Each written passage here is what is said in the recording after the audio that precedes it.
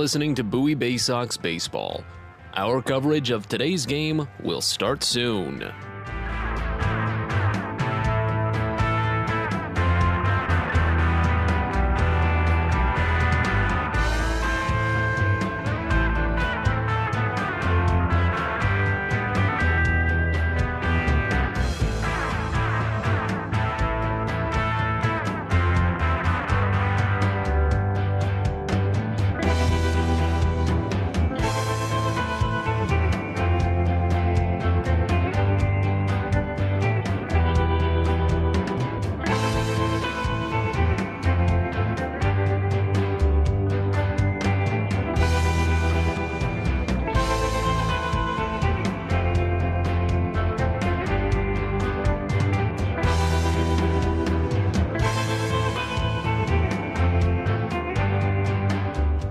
You're listening to Bowie Baysox Baseball. Our coverage of today's game will start soon.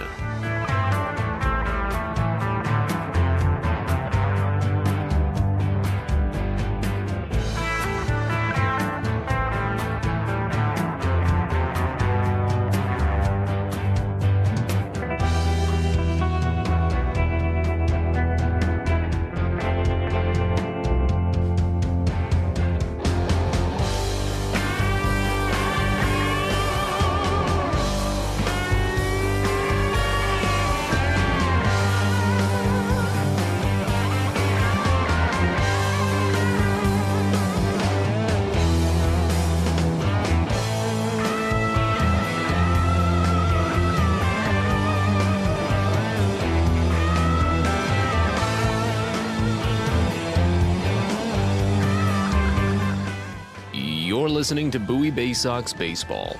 Our coverage of today's game will start soon.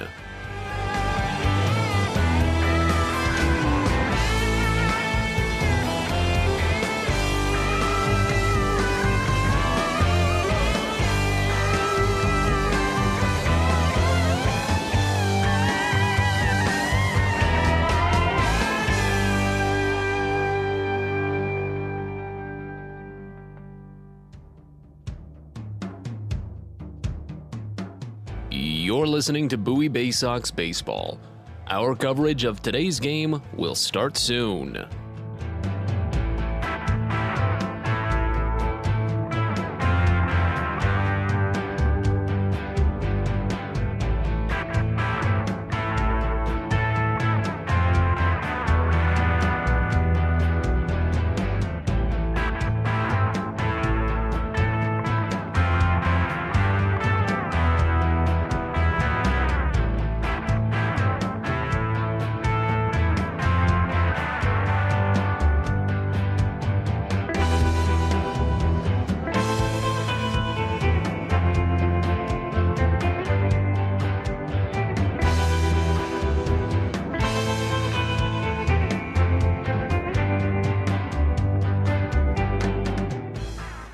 You're listening to Bowie Baysox Baseball.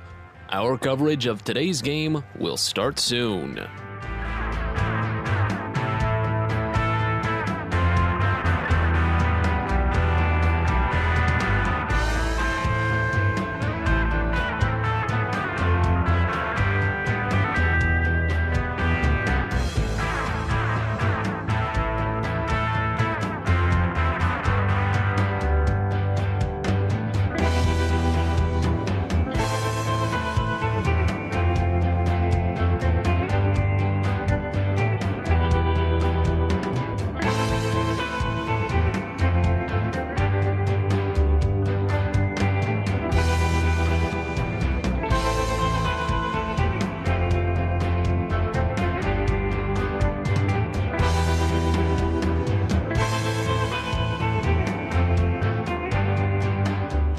You're listening to Bowie Baysox Baseball.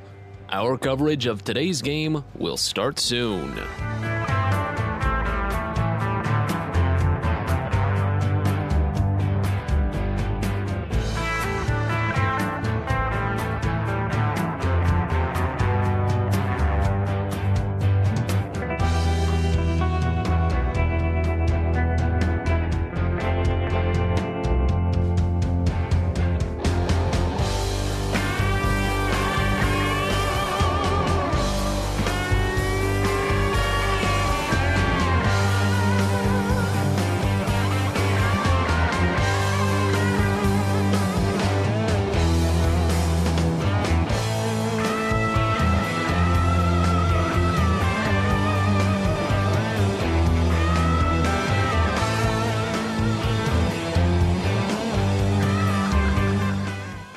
You're listening to Bowie Baysox Baseball.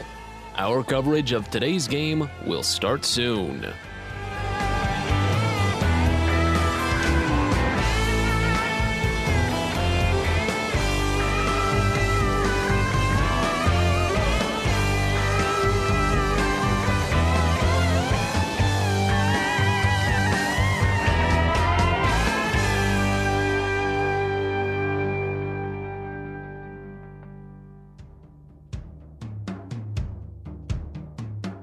You're listening to Bowie Baysox Baseball.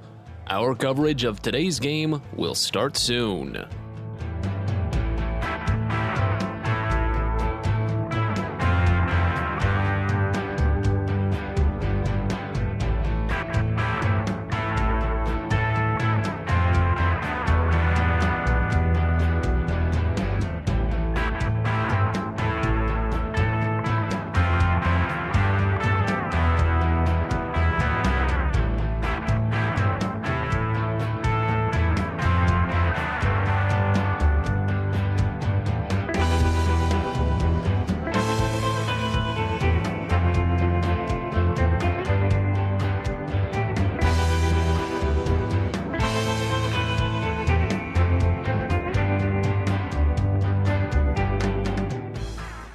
You're listening to Bowie Baysox Baseball.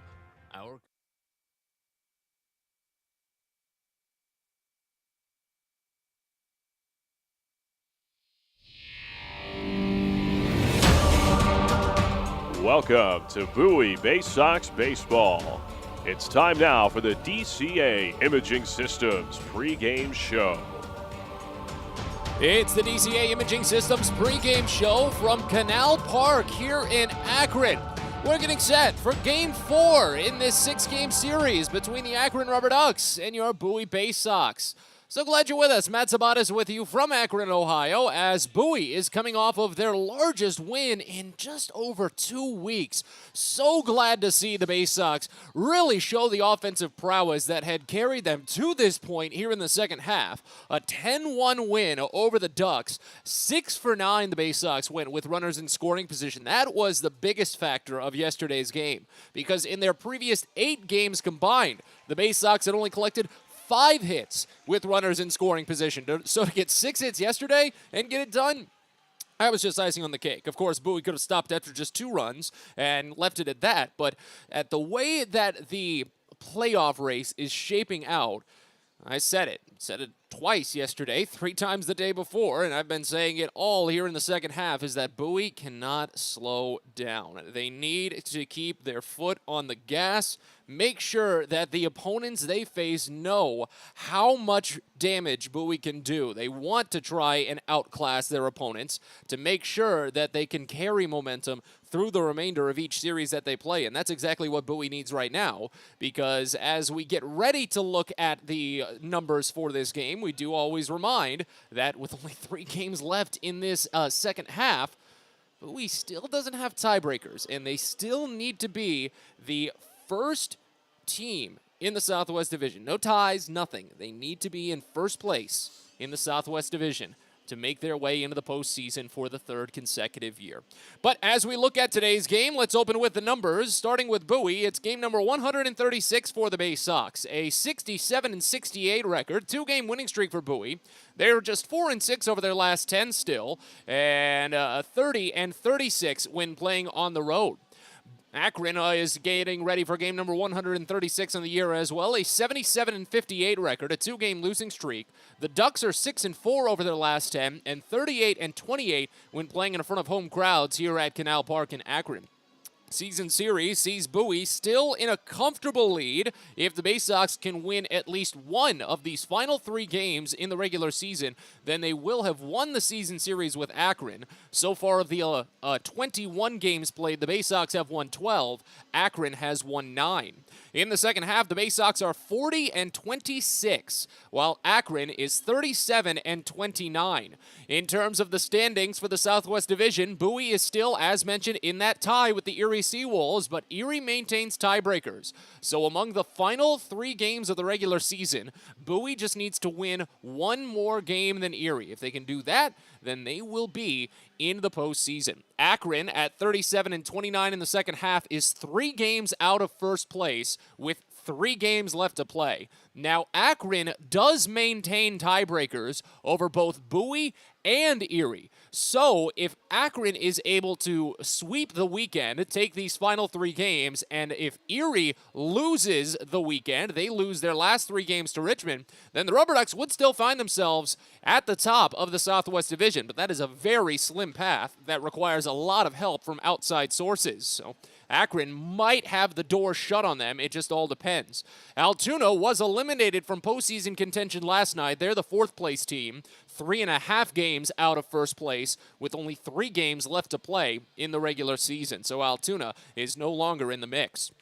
Today's starting pitching matchup sees Garrett Stallings go for Bowie, while right-hander Tanner Burns gets the start for Akron. Tanner Bybee will go tomorrow. They've got 2 Tanner B's in their rotation that go on back-to-back days. They can't get too upset about mixing them up from time to time.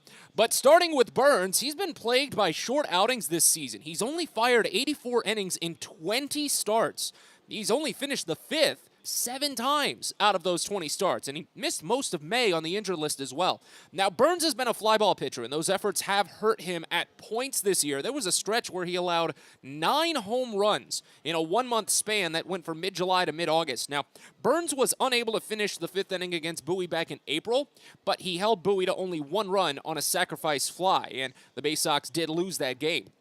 He actually turned in his best start of the season against the Baysox in July, too. He spun a quality start. It's his only start this season that's actually seen him go into the 6th inning. Fired 6 innings of 2-run ball, but here's the problem in that start. Both runs were solo home runs by Joey Ortiz, and Bowie won the game 2-1, so Burns was the tough luck loser.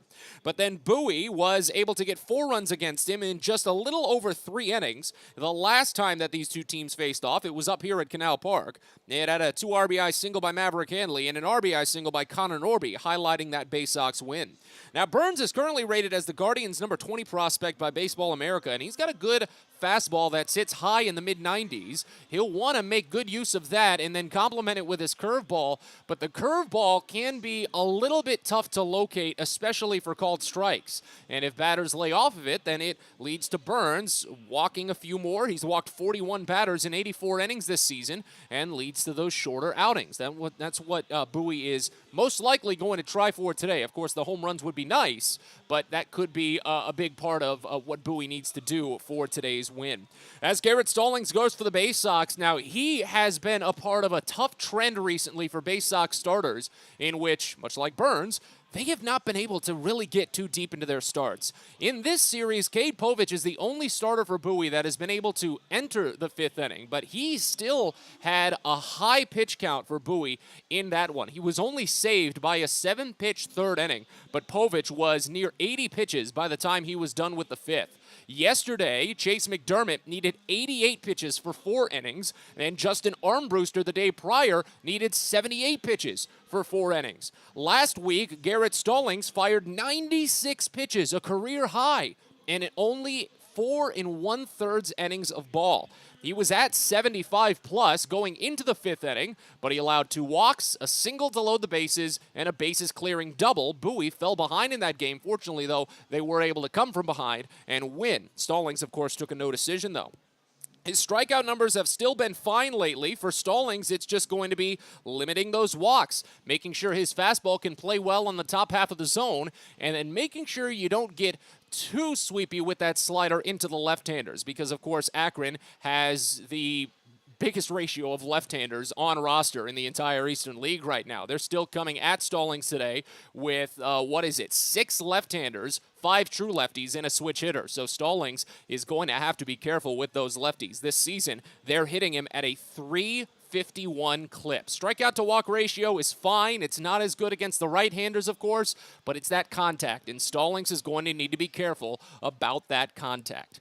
We've got a lot to talk about here on the DCA Imaging Systems pregame show, and of course, yesterday was a day highlighted by Kobe Mayo, a career-high 6 RBI and his first career grand slam. We're going to replay an interview we had with Mayo back in late August, only about 2 weeks ago at this point. Gives us some thoughts on what his first few weeks have been back from the injured list and what it was like working with Anthony Rizzo in the past offseason. The two players are alumni of the same Florida high school, of course, much different in age. But Mayo gives us his thoughts next. You're listening to Baysox Baseball. From sprains to stitches, sore throats to stomach aches, and pulled muscles to poison ivy, care is around the corner at Patient First. Walk in to see a doctor from 8 a.m. to 10 p.m. every day of the year. X-rays, lab tests, and prescription drugs are on site, and most major insurance plans are accepted. For routine illnesses and injuries, Patient First is here for you. Patient First, the name fits. Patient First, proud partner of the Bowie Baysox, open 8 a.m. to 10 p.m. every day. Hey fans, do you know your mud hens from your trash pandas? Then play Minor League Rundown, the official free-to-play game of Minor League Baseball, and compete for tickets and game day experiences. Rundown is made for masters of ballpark trivia. Playing is free and easy on any mobile device. Just head on over to www.ballyplay.com to sign up and play. Return for each open round to vie for more prizes, including the grand prize to attend Championship Weekend in Las Vegas this October. It's never been this fun to get caught in a rundown. Everyone deserves a great smile, and Rad Orthodontics is here to help you, Bowie Baysox fans. Rad Orthodontics accepts most insurance, and whether it's braces or Invisalign aligners, anyone can get the smile they've always wanted with our flexible payment options. With two of the country's leading orthodontists right here in the DC area, we love to see Baysox fans smile with confidence. So get that amazing smile you deserve. Visit radsmile.com today and book your free consult. That's radsmile.com for Rad Orthodontics, official smile provider of the Bowie Baysox.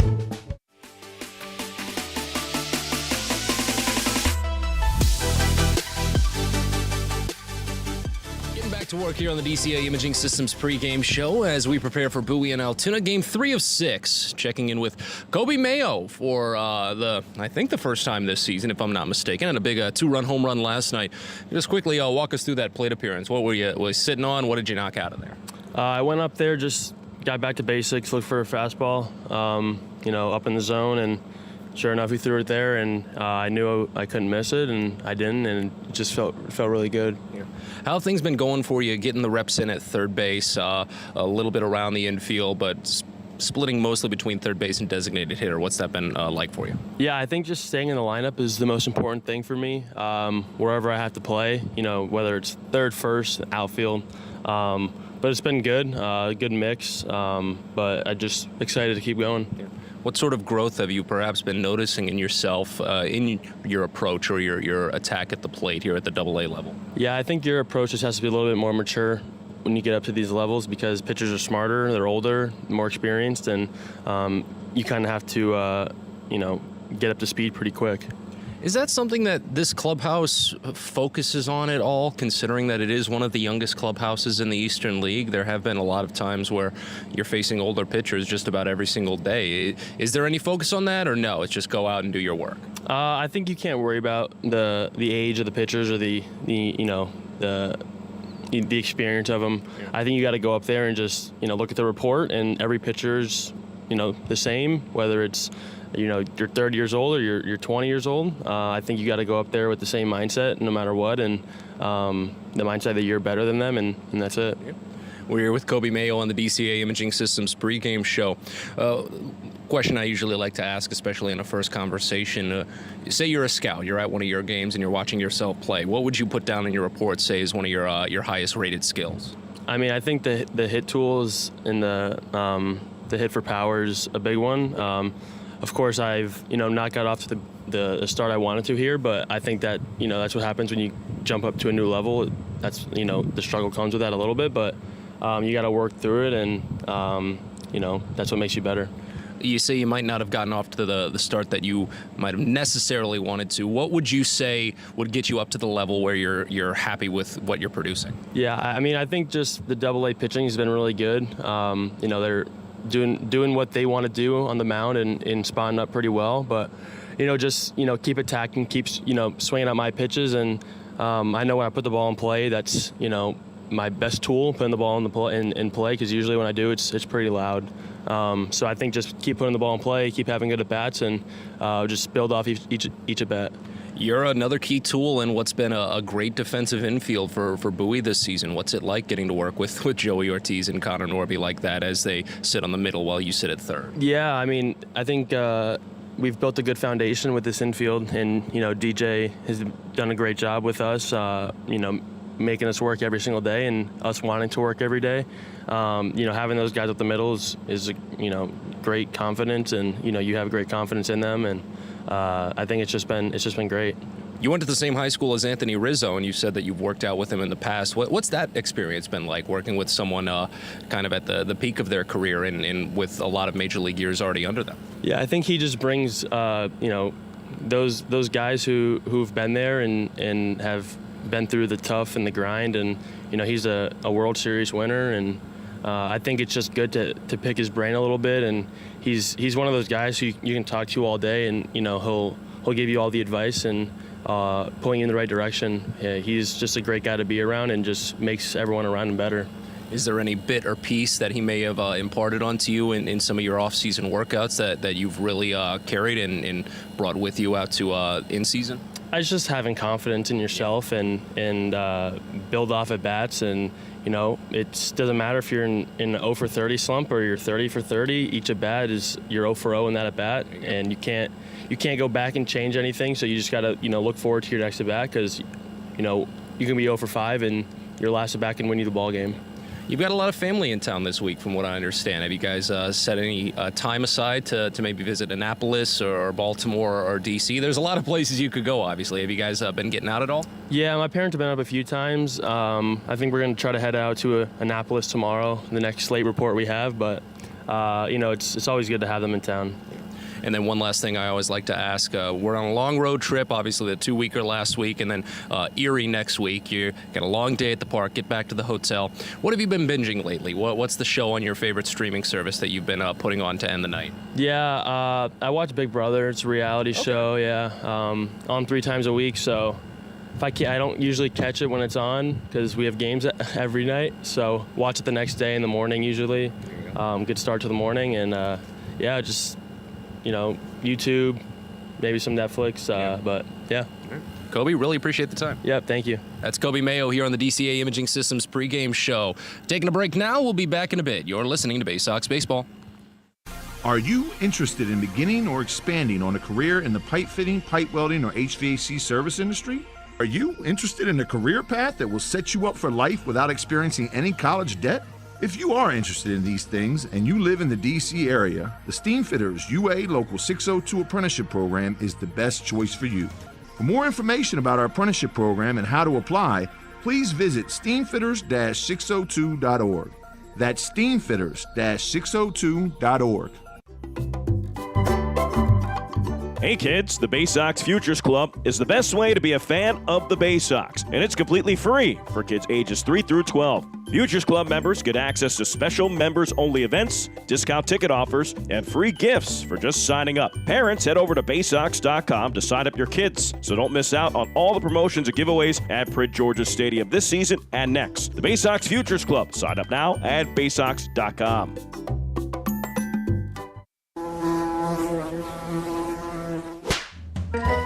Now is proud to partner with the Bowie Baysox and provide their pest control services. For all your residential and commercial pest control needs, call Pest Now. For general pest control, termite control, mosquito control, and all other pest control services, call Pest Now. You can reach us at 301-231-8300 or visit us online at www.pestnow.com.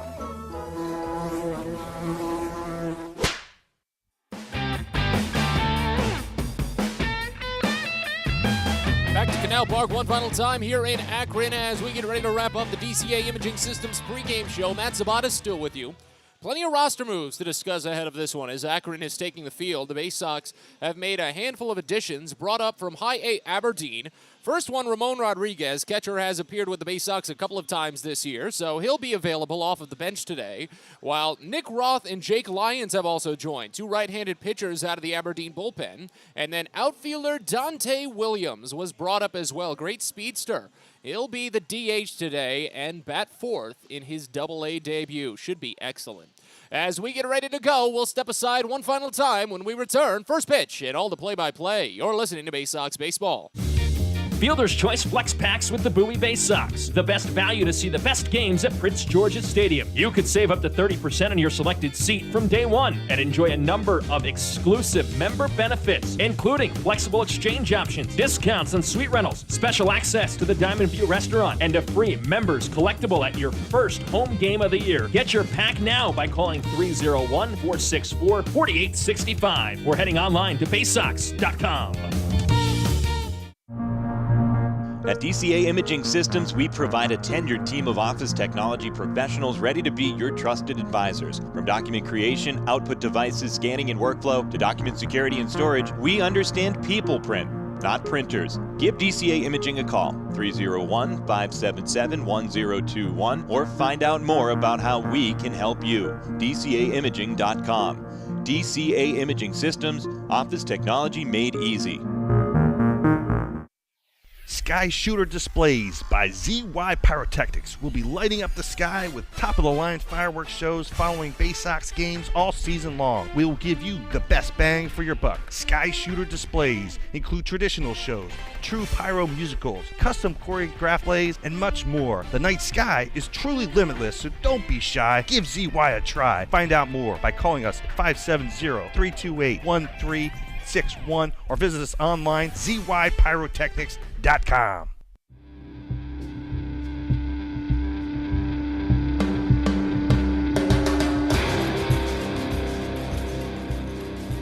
It's time for Bowie Baysox Baseball. The Baysox are the Double-A affiliate of the Baltimore Orioles. Coverage of the 2022 Bowie Baysox season is brought to you by Chesapeake Employers Insurance, DCA Imaging Systems, On the Green, Patient First, Royal Farms, Smile Doctors, and ZY Pyrotechnics. And now, live from the ballpark, it's time for Bowie Baysox Baseball. We're ready to go from Canal Park in Akron. It's Game 4 of this 6-game series between the Akron Rubber Ducks and your Bowie Baysox. So glad you're with us. Matt Sabates with you from Ohio. And as Tanner Burns warms on the mound for the Rubber Ducks, the starting lineup for the Baysox that he'll face looks like this.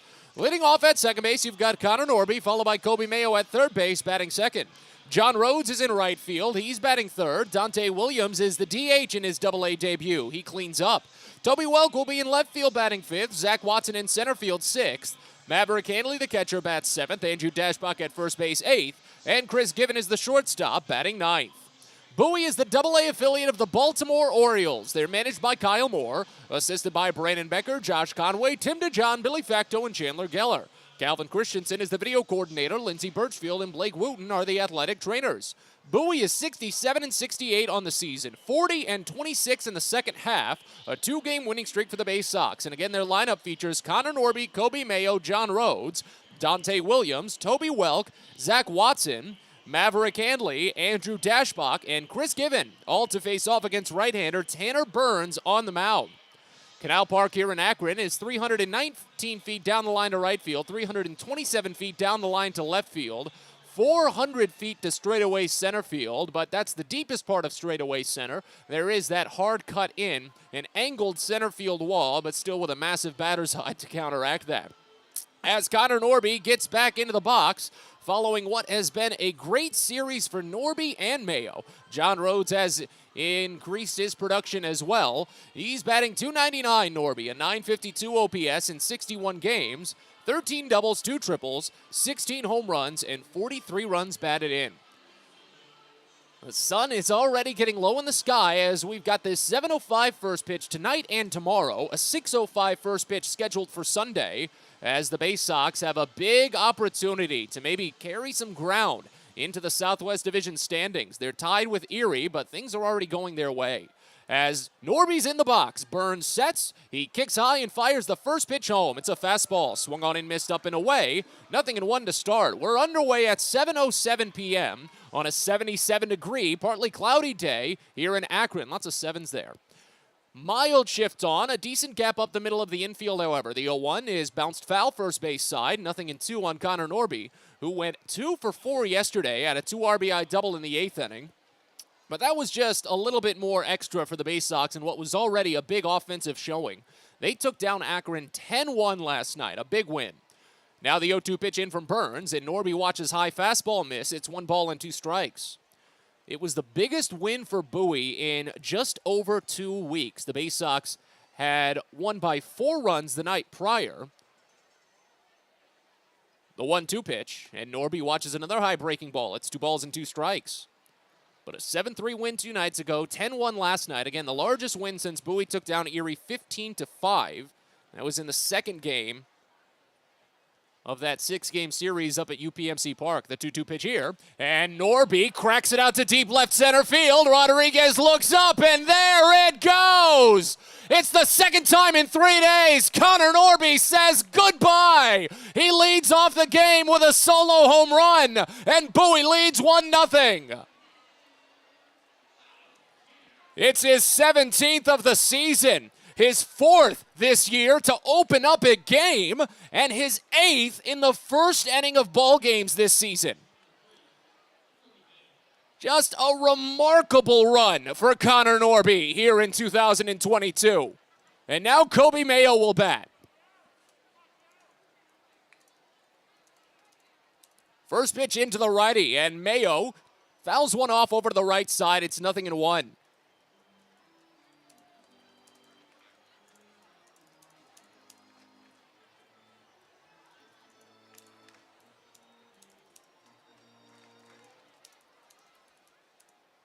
Next pitch, half swing, and he pokes it over to the right side, foul Mayo, run it to 0-2.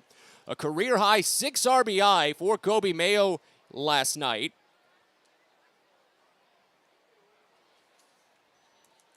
Including his first career grand slam. Next pitch here, though, is swung on and missed down. 3-pitch strikeout, and Burns is on the horse with his first K. First out of the inning. Let's tell you about the defense. Jonathan Rodriguez, Julian Escobedo, and John Kenzie Noel from left to right in the outfield. You've got Daniel Schneemann at third base, Jose Tena at short, Angel Martinez at second, Micah Parise at first, and Brian Labastida catches behind the plate for Tanner Burns on the mound. John Rhodes digs into the box, and the first pitch to him is an off-speed called for strike in the upper outside corner. It's 0-1 to start.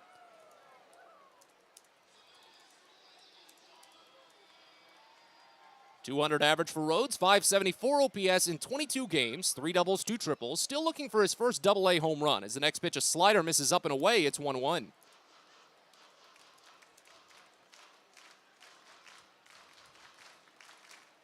So it was on Wednesday when Norby clubbed a leadoff home run. The 1-1, and Rhodes watches down and away a check swing. They appeal on it. He held off. 2 balls and 1 strike. He did it twice in the Harrisburg series as well. That was a part of a 6-game set that Bowie swept. He had one on Tuesday and one on Sunday. The 2-1 pitch, and Rhodes lifts it out to deep right field toward the short porch. Noel running back to the warning track, but he's going to have room. Makes the catch up against the shoulder, and there's 2 away. Rhodes might have just missed out on that first AA home run. Might have been gone at Prince George's Stadium, but not here. Your umpiring crew for today's game, Zdenek Zidek is at third base, Kellen Martin is at first base, and Jen Powell is the crew chief. She's calling the balls and strikes behind home plate. As Dante Williams steps in. A .222 average and a .690 OPS in 86 games for Williams this season. That's all with High A Aberdeen. It's his first plate appearance here in AA. And the first pitch, he drills deep out to right field. Noel ranging back, looking up, and there it goes! The first pitch in AA, and Dante Williams crushes a solo home run. It's 2-0 Bowie. Electrifying start from Dante Williams. And the Baysox are rolling here in the first inning.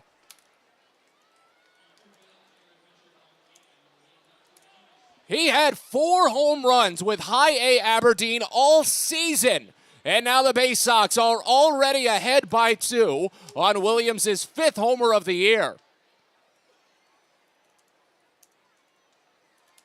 2 away, here's Toby Welk now. First pitch to him, and he checks his swing on a high fastball. They'll appeal, and he held off.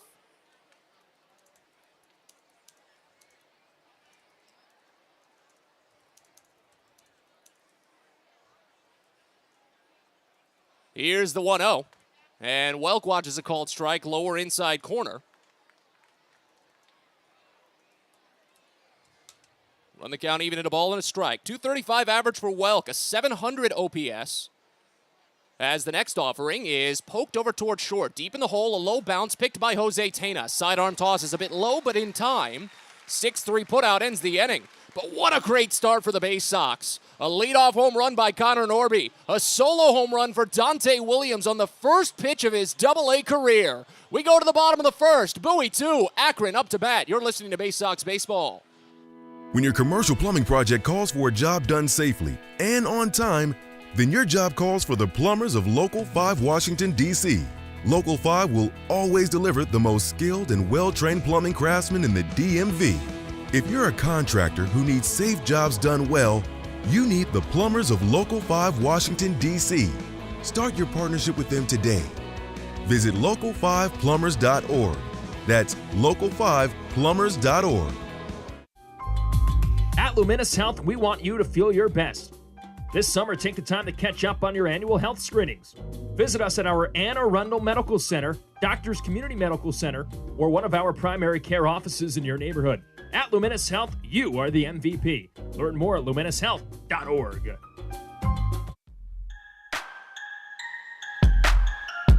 Well, the Baysox got plenty of action in the top of the first inning, and boy, does that give Garrett Stalling some cushion out of the gate. 2 solo home runs, a leadoff home run by Connor Norby, his 4th leadoff home run of the season, and a solo home run by Dante Williams, the first pitch he saw in Double-A. And as we go to the bottom of the first, it's 2-0. Garrett Stallings warms on the mound for the Bowie Baysox, and the starting lineup for the Rubber Ducks that he'll face looks like this. Leading off at shortstop, you've got Jose Tena, followed by Brian Lavastida, the catcher, batting second. John Kenzie Noel in right field bats third. Mike Capriz at first base cleans up. Anel Martinez at second base, 5th. Jonathan Rodriguez in left field, 6th. Reynel Delgado, the DH, bats 7th. Daniel Schneemann at third, 8th. And Julian Escobedo in center, bats 9th. Akron is the Double-A affiliate of the Cleveland Guardians, managed by Rugelis Odor. They are 77-58 on the year, and 37-29 in the second half. Again, their lineup features Tena, Lavastida, and Noel to lead off against Garrett Stallings. First pitch into the left-hander Tena, and it's outside a fastball, 1-0 to start. After Tena, Lavastida, and Noel, it'll be Prees, Martinez, Rodriguez, Delgado, Schneemann, and Escobedo once more to face off against Stallings' next pitch. Just misses outside. I'm not sure by how much. Maverick Handley was ready to throw back what looked to be a called strike and hesitated when he didn't get the call. 2-0 pitch is a fastball called for strike in the lower outside corner. I think that might have been a makeup call. 2-1. But Bowie already ahead 2-0 here into the bottom of the first inning. Jose Tena, a 260 average and a 692 OPS. Next pitch, he swings and misses. 2-2 on a low breaking ball. 124 games for Tena. He's got 11 home runs. He had a leadoff home run in the bottom of the first in Wednesday's game. He's actually hit a leadoff home run twice against Bowie this year. The 2-2 pitch, and it's floated out to right field. Rhodes hesitates on it, but he doesn't have to move too far. Steps down only about 5 feet and makes the catch. 1 away to get it started. Starting defense for Akron from left to right in the outfield. You've got Toby Welk, Zach Watson, and John Rhodes. Gobi Mayo is at third base. Chris Given is at short. Connor Norby at second, Andrew Dashbach at first, and Maverick Handley catches behind the plate for Garrett Stallings on the mound. In steps right-hander Brian Lavastida. First pitch home, and Lavastida watches off-speed miss high. It's 1-0 to start. 199 average for Lavastida with a 595 OPS in 43 games. 4 doubles, 2 triples, 5 homers, 14 RBI. The next pitch. And it's a fastball called for strike on the outer edge, 1-1. Garrett Stallings, a 6'2", 200-pound, 24-year-old righty from Chesapeake, Virginia, traded over from the Los Angeles Angels in 2020. The 1-1. Called a strike. Fastball nicks the outside half of the plate, and it's 1 ball and 2 strikes now. Stallings on the season. A 5-10 record and a 6.43 ERA in 25 games, 21 starts, 112 innings to lead the team. He struck out 115 batters, walked only 29. The 1-2 pitch. Bounced to third, and Mayo curls around, grabs it in fair territory. He has to avoid the bag, nearly tripped on it, but fires to first in time. A 5-3 putout is the second out of the frame. The Baysox are in their alternate orange jerseys today. They've been wearing road grays for the last 2 days. When it's an orange jersey, gray pants, and a black cap, the black block Bowie is across the front side of the jersey. Akron is in their alternate baby blues today. You've got the script Rubber Ducks on the front side, white pants, and a blue cap. As John Kenzie Noel steps in, first pitch, and he swings and misses. Fastball down. Ooh, that one nicked Handley. I think actually where did it get him? Handley is down onto his knees. It looked like he was just adjusting the straps on one of his right shin guards. But now he's up to his feet. I guess we're okay. 0-1. The whole plate umpire, though, gave Stallings a little bit of extra time and Handley a little bit of extra time to settle. And we'll wait on the 0-1 to Noel, who's hitting .233 with an .821 OPS in 64 games. 14 doubles, 2 triples, 13 homers, 37 RBI. 0-1 pitch. And a curveball is called for strike in the lower inside corner. It's 0-2. Well, Stallings was plagued by an issue that has been troubling Bowie starters recently. His last start, he threw a career-high 96 pitches. The 0-2 is swung on and missed for strike 3. He's off to a much more efficient start here, though. He retires the side in order and sends down Noel on 3 pitches. On to the second inning here in Akron. Bowie leads 2-0. You're listening to Baysox Baseball. Hey fans, do you know your mud hens from your trash pandas? Then play Minor League Rundown, the official free-to-play game of minor league baseball, and compete for tickets and game day experiences. Rundown is made for masters of ballpark trivia. Playing is free and easy on any mobile device. Just head on over to www.ballyplay.com to sign up and play. Return for each open round to vie for more prizes, including the grand prize to attend Championship Weekend in Las Vegas this October. It's never been this fun to get caught in a rundown. Baseball is a game of specialists. Base stealers, closers, cleanup hitters. Together, they help their team stand out from the rest. Specialists also help set Chesapeake Employers Insurance apart from other workers' compensation insurance companies. Our health services team includes orthopedic surgeons, nurse case managers, a physical therapist, and more, all to get your employee back to work, contain costs, and keep premiums down. That's teamwork. To learn more, connect with your agent or visit Chesapeake Employers at CEIWC.com. A birthday bash with the Baysox is the best time at the ballpark. Bring your friends and family out to celebrate and be the star of the show. Dance on the dugout with Louie, play games in the stadium, introduce a batter in the game, and you'll even get to have the stadium sing for you. Baysox birthday parties, an unforgettable, one-of-a-kind experience at Prince George's Stadium. Book yours by calling 301-464-4880 or at baysox.com.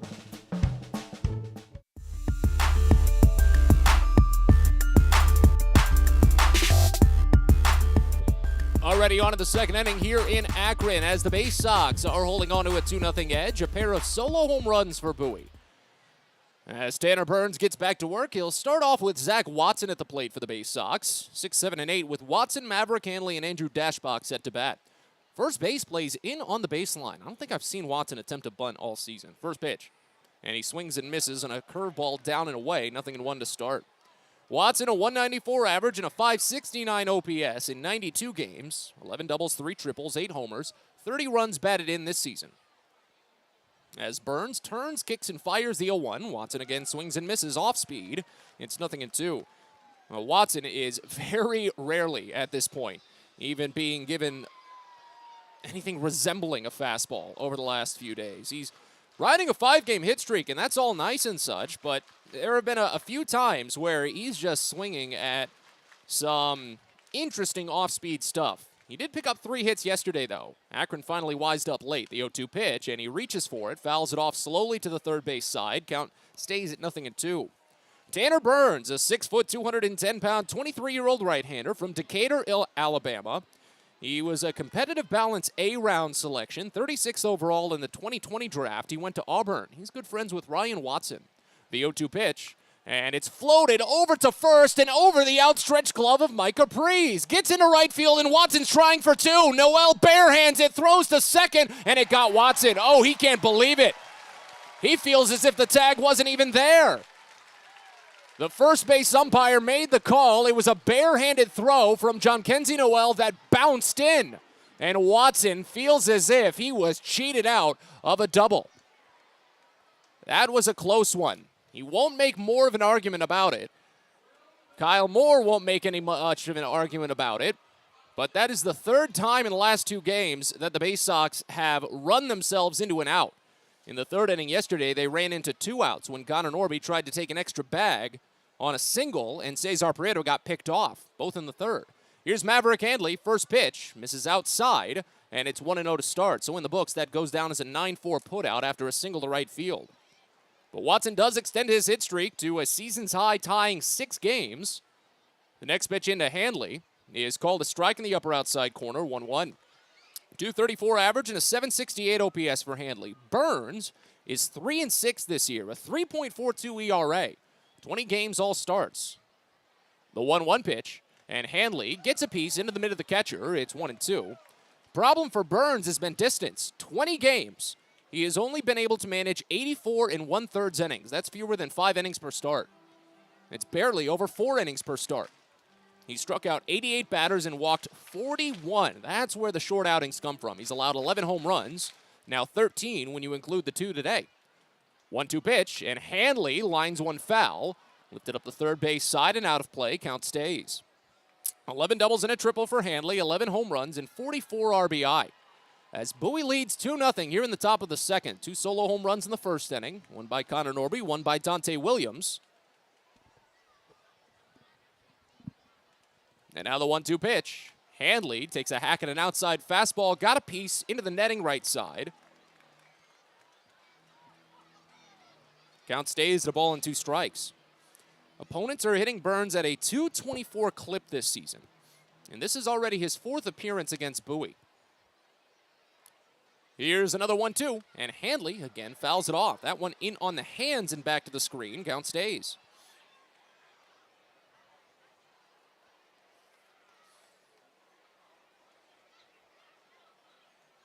Akron is only 1-2 against the Baysox in Burns' starts. So we'll see the 7th pitch of the plate appearance. Here it comes. And Handley floats it to right again. Noel is able to run down and cover the ground. He makes the catch. A little fly ball. There's quickly 2 gone.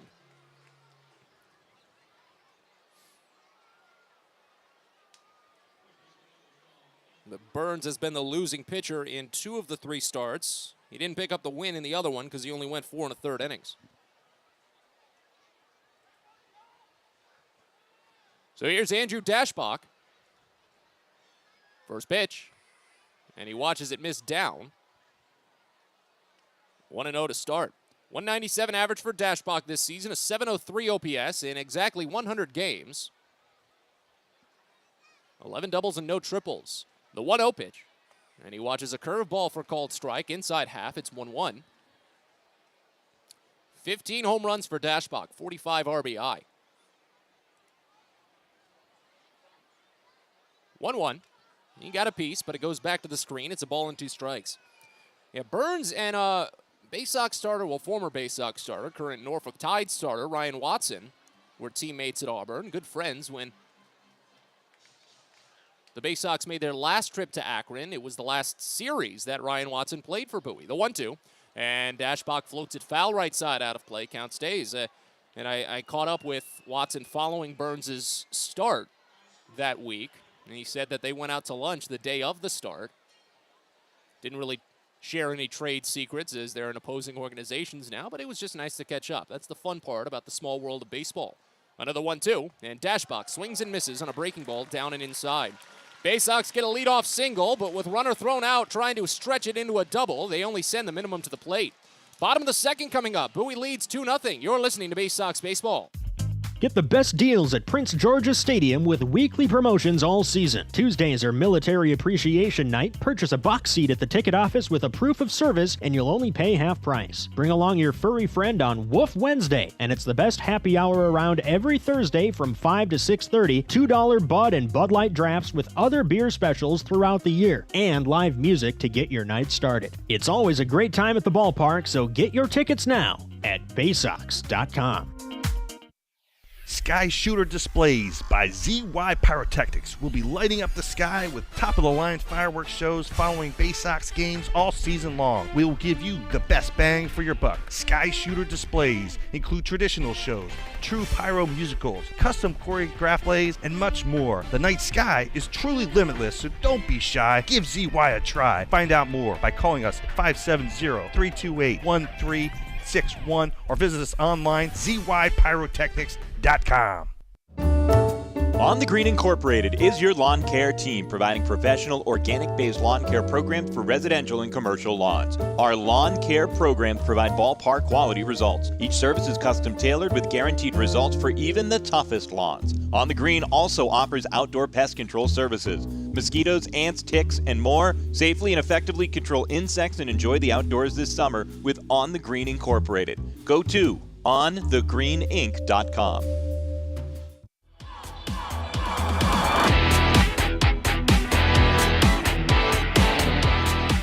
Bottom of the second here in Akron. Still a 2-0 Bowie lead. Baysox only sent the minimum to the plate in the top of the frame, even though they got a leadoff single. But Garrett Stallings gets back to work. Retired the side on just 12 pitches with a strikeout in the first inning. He'll face 4, 5, and 6 here in the second. Micah Prees leads off, left-hander hitting .267 with an .824 OPS. First pitch, and you watch his fastball miss up and away. It's 1-0 to start. 119 games for Prees this season. 29 doubles and 5 triples, 18 homers, 73 RBI. Next offering, and it's hit up the middle, a base hit. Skimmed off of the mound and just skipped over second base. Prees extends his hit streak to 7 consecutive games. It's the longest active hit streak for Akron at the moment. And it might be highlighting what's going to be the biggest issue for Garrett Stallings today, contact. Especially with the left-handers that Akron brings to the table. Anel Martinez digs in. He's the only switch hitter in the lineup.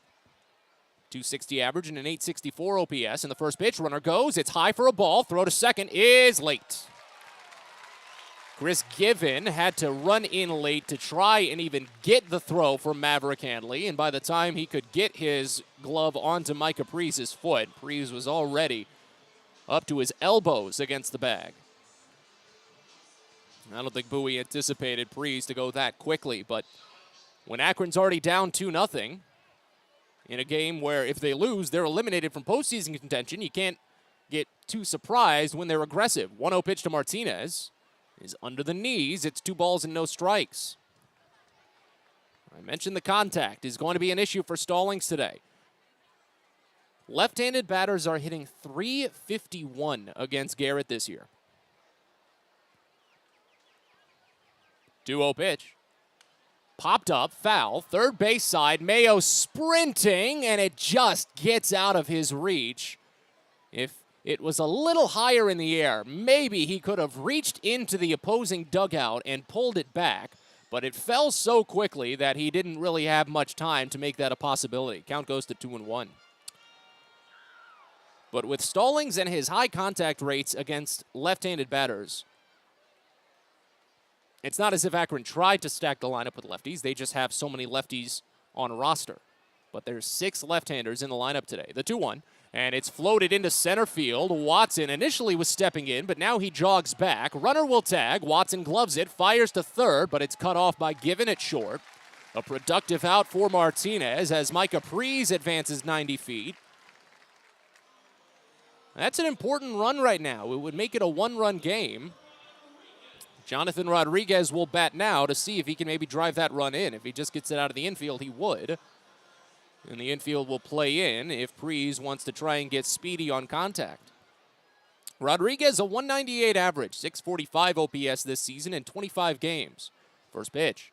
And the right-hander jumps back. Inside fastball. Fortunately, he got out of the way of that one because that was pretty much ticketed for his upper thigh. Took a little bunny hop on it. 1-0 to start. Next pitch. Breaking ball. Curveball swung on and ticked. It gets into the mid of the catcher. 1 ball and 1 strike. Only other problem for Stallings right now, fortunately he is counteracting it quickly, but 6 batters, he's thrown a first pitch ball to 5 of them. 1-1. Line drive, left field, up the line to the corner, and it's foul. That one got going in a hurry, but pulled just a little bit too much by Rodriguez. It's a ball and 2 strikes now.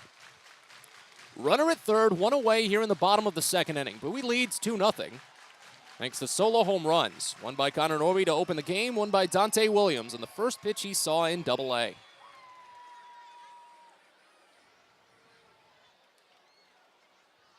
Now the 1-2 to Rodriguez. Swing and a miss, he got him. Slider way outside for Stallings, his second strikeout of the day.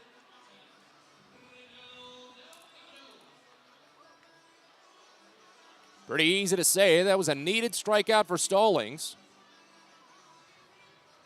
And now he can work with some regular contact against Reynel Delgado to try and finish out the inning scoreless. But the lefty Delgado is hitting .225 this season, a .662 OPS. First pitch, and it's outside. So that trend does continue for Stallings. 7 batters and 6 first pitch balls.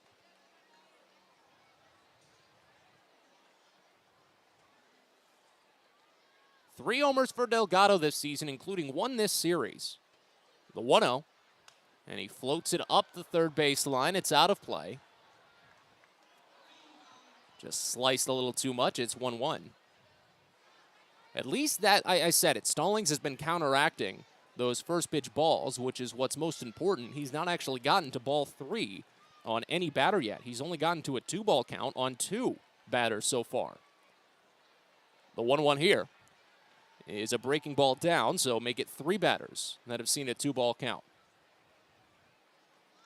See, those are the only parts of the so-called broadcaster's jinx that I believe in. The whole don't talk about a no-hitter or a perfect game while it's happening, no, you can't do that. But when you say silly stuff like that, inconsequential stats, and then you're instantly proven wrong, I believe in that. The 2-1 pitch. Too far down and away because now Stallings has his first 3-1 count, or his first 3-ball count at all. That is exactly what I'm talking about. Stallings' strikeout to walk ratio is a bit lesser against lefties, so it's not a crazy notion that he can struggle with a lefty here or there. 3-1 to Delgado is popped up. Foul ground, first base side, dash box, shuffling to his left, straddling the warning track. He makes the catch.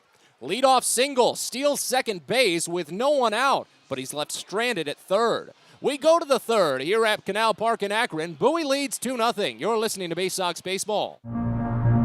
At DCA Imaging Systems, we provide a tenured team of office technology professionals ready to be your trusted advisors. From document creation, output devices, scanning and workflow, to document security and storage, we understand people print, not printers. Give DCA Imaging a call, 301-577-1021, or find out more about how we can help you. DCAimaging.com. DCA Imaging Systems, office technology made easy. It takes time to get rich, flavorful coffee beans from the lush mountain regions of Colombia and Brazil to Royal Farms. But less than a minute to get yourself a delicious hot cup of the finest and freshest coffee in the world. Because Royal Farms' new Swiss-made coffee machines grind those rich, flavorful coffee beans and brew them one magnificent cup at a time. It's why Royal Farms makes the freshest and best coffee in the world. Real fresh, real fast. Royal Farms. Get your gear and memorabilia from your favorite Baysox players and future stars of the Baltimore Orioles at the Tackle Box Team Store. Jerseys, hats, autographed bats and balls, all at great prices. Located right at the main gate at Prince George's Stadium and online at BaysoxShop.com, the Tackle Box is the only place to get the best Baysox gear for you and your favorite fan. It's the Tackle Box at Prince George's Stadium and at BaysoxShop.com.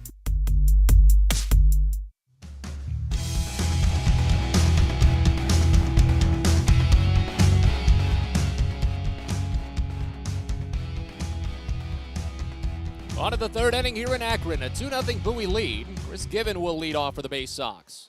9-1-2 set to bat. As Tanner Burns sends home the first. Given watches high fastball for a ball. It's 1-0 to start. First baseman is still playing into the baseline, even though, really, I don't think there's a single right-handed batter for the Baysox that attempts bunts right now. Here's the 1-0, and it's swung on and missed, up and in. 1-1 on Given. A 206 average for Given this season. 812 OPS in 11 games played. Here's the 1-1. And Given flinches on an outside breaking ball, held off in time. It's 2-1. Really, the only right-hander I can think of for Bowie that might attempt bunts from time to time is Hudson Haskin, and he's not been in the lineup for 2 days. Here's the 2-1, and Given gives this one a charge, but it'll get out of play to the right side foul. 2 balls and 2 strikes. 2 homers for Given this season with Bowie in his 11 games, but this is his first game for the Baysox in a week.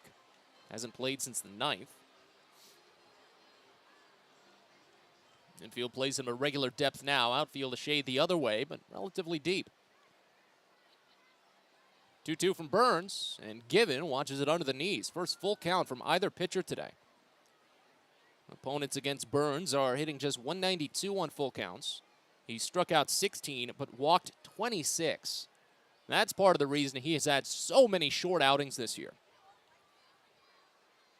Now the payoff, and Given floats it into right center field, not very deep. Noel will range over to his right, stop, now back up a couple of steps. He makes the catch. So Given flies out to open the inning. And now back to the top of the lineup.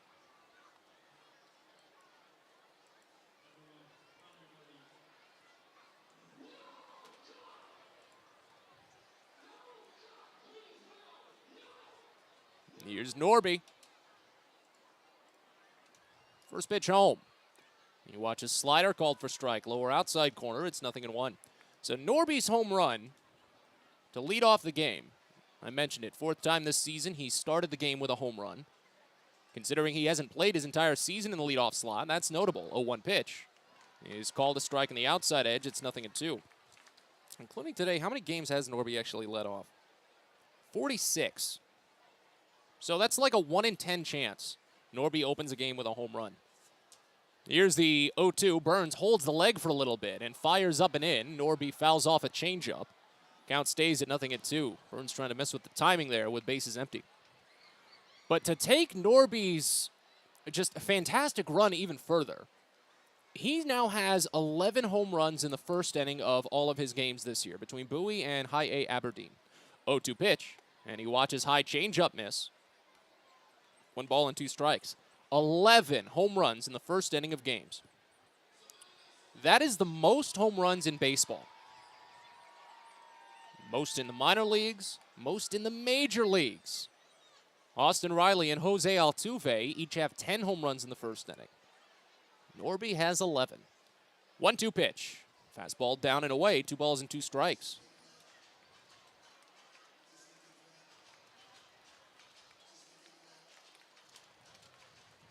Bases empty, 1 away here in the top of the 3rd. Bowie ahead 2-0. Burns up to 43 pitches so far. Fires number 44, and it's lined into center field. Escobedo was about to run in on it, but had to turn around and sprint backwards. He was able to get there. Makes the catch a little bit over his shoulder. And there's 2 away. Well, you want to hope that Bowie doesn't run into problems from their base running blunder back in the 2nd inning. Again, I think it was a smart idea from Zach Watson, just didn't go his way when he tried to take second base on a floated ball into right field that Giankenzie Noel barehanded. First pitch to Coby Mayo misses up and in a fastball. It's 1-0 to start. But Bowie's gone down 4 in a row since that play. And again, honestly, I feel like Watson might have been safe anyway. 1-0 pitch. Mayo watches curveball miss down and away. It's 2 balls and no strikes. Mayo struck out swinging on 3 pitches back in the first inning. Burns is really messing around with the timing here on his second trip through the lineup. He's kicking that leg and holding it for that split second. as he kicks and fires instantly here, though. The 2-0 is swung on and missed. That's how you get him. Mayo chases on an outside changeup. It's 2-1. That's the whole point of that, is to make sure that the batter never feels too comfortable in the plate. 2-1. Called a strike. Fastball in the upper outside corner, and it's 2-2 on Mayo. Base is still empty. 2 away, and a 2-2 count. 2-0 Bowie. But we're here in the third. Ah, dang. Next pitch. And Mayo bounces it deep in the hole to short. It's through for a base hit. Mayo's got hits in 4 consecutive games as he knocks a 2-out single. Not a hard hit ball, but just to the right spot. And that's all that matters a lot of the times. Can't expect every ball that Mayo hits to be cranked as hard as his grand slam last night. But now Bowie is still maintaining base runners, and that's what they need to do right now against Burns. Get into the Akron bullpen if they can. Try and get more runs against Burns, yes. But then get into the Akron bullpen. See if you can make some of those waves across the remainder of the series, too. Here's John Rhodes, first pitch. Fastball up and away. Catcher throws to first, but it's not in time. Mayo actually almost overslid the bag. Fortunately, he stayed on it, and it's 1-0 to start. Akron, though, was saved big time by Eli Lingos yesterday. Left-hander came in for long relief. He had starting experience, so he was accustomed to long work. 1-0 pitch to Rhodes is called a strike. Curveball inside edge, 1-1. Lingos worked across 5 different innings yesterday. He came in the 4th when the starter was unable to record an out and didn't leave until there was 1 out in the 8th inning. 1-1 pitch, and Rhodes rolls over it to short. Scooped on the run by Tena. Sidearm toss to first is a little bit offline, but Mike Caprice stretches out to pick it. 6-3 putout ends the inning. Bowie strands a runner at first, and we go to the bottom of the third. Baysox still lead 2-0. You're listening to Baysox Baseball. Pest Now is proud to partner with the Bowie Baysox and provide their pest control services. For all your residential and commercial pest control needs, call Pest Now. For general pest control, termite control, mosquito control, and all other pest control services, call Pest Now. You can reach us at 301-231-8300 or visit us online at www.pestnow.com. Get the best deals at Prince George's Stadium with weekly promotions all season. Tuesdays are Military Appreciation Night. Purchase a box seat at the ticket office with a proof of service, and you'll only pay half price. Bring along your furry friend on Woof Wednesday, and it's the best happy hour around every Thursday from 5 to 6:30. $2 Bud and Bud Light drafts with other beer specials throughout the year, and live music to get your night started. It's always a great time at the ballpark, so get your tickets now at Baysox.com. Most people don't know what a steam fitter is. More importantly, what we do and how much it impacts you. Just take a moment to think about what your world would look like if you didn't have the ability to generate electricity, to have heating or air conditioning, microchip production, internet service, web-based storage, cellular service, and frozen or refrigerated produce. Could you imagine? And these are just some of the things that we impact. Please visit steamfitters-602.org and let's talk about how we can bring value to you.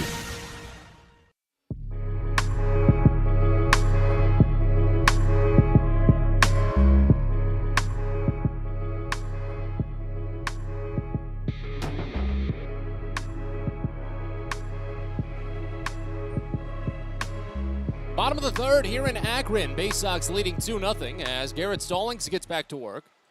First pitch home to the lefty, Daniel Schneemann. He lays down a bunt. It's deep in the hole to first, and it's going to be a base hit. Dashbox scoops it and fires to Stallings covering, but it's well late.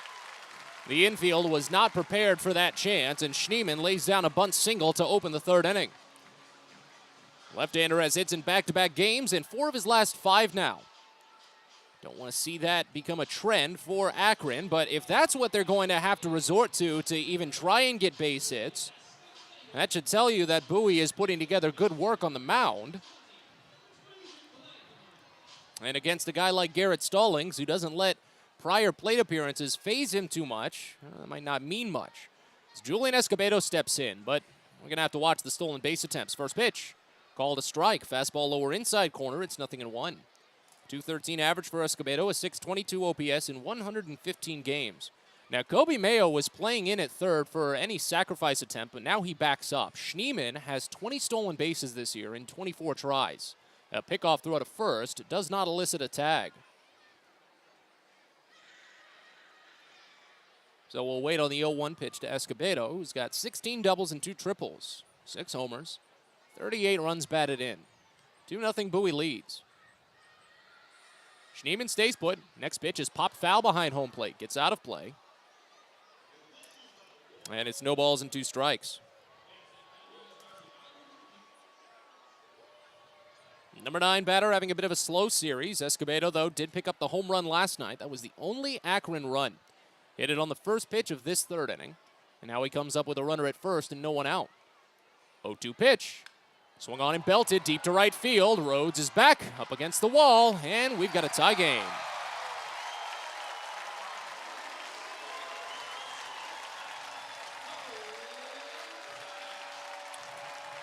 Escobedo has home runs in back-to-back days after coming into the series with only 5 home runs in 113 games. That is not good. 7 homers for Escobedo overall. Garrett Stallings has broken the Baysox franchise record for most home runs allowed in a single season. He has now allowed 27 home runs. That is the most in the Eastern League.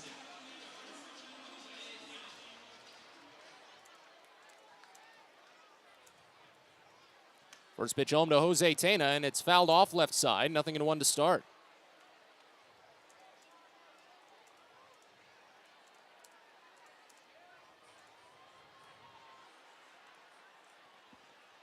Tena 0 for 1. Flew out to right field, back in the first inning on a 2-2 pitch. I said it. Left-handed batters are what's going to be the problem for Stallings today. All 3 hits for Akron have been from lefties. The 0-1. And Tena squares, but a fastball gets off the top of his bat and goes back to the screen. A foul ball. Well, I did say if that bunt single was what Akron was going to need, so be it. But sometimes those bunt singles can kick off rallies. That's what Schneemann got from it, and Tena tried to follow up. The 0-2 pitch is swung on and bounced to first. I think that ball might have hit the dirt before Tena even got a piece on it. Dashbot gloves and underhands to the pitcher covering. It's in time. 3-1 put out, and that's the first out of the inning.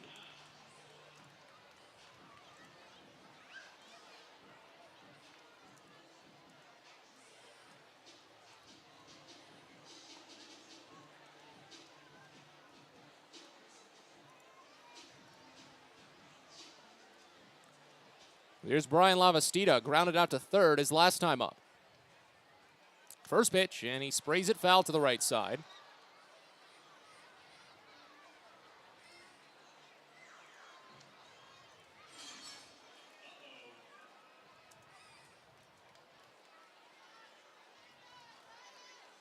Here's the 0-1. Breaking ball misses down, and it's 1 ball and 1 strike. Again, at least efficiency is still there for Stallings right now. It was only 3 pitches between Schneemann and Escobedo's home run, the 1-1. Swung on and missed down, a ball and 2 strikes. So as long as he can maintain that efficiency, finish 5, maybe even go in for a 6th, Bowie's offense is just going to have to pick back up. 1-2 pitch. Too far outside. Count runs even. This has been a handful of Garrett Stallings starts this year. That much has to at least be understood.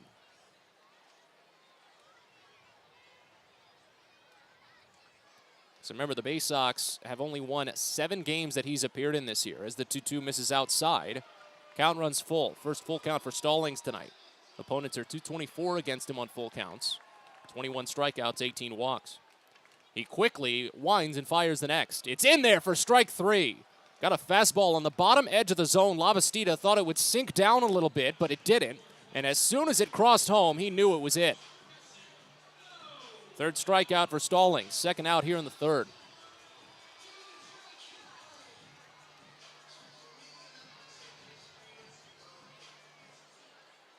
So the Baysox are 7-18 in games that Stallings has appeared in this year.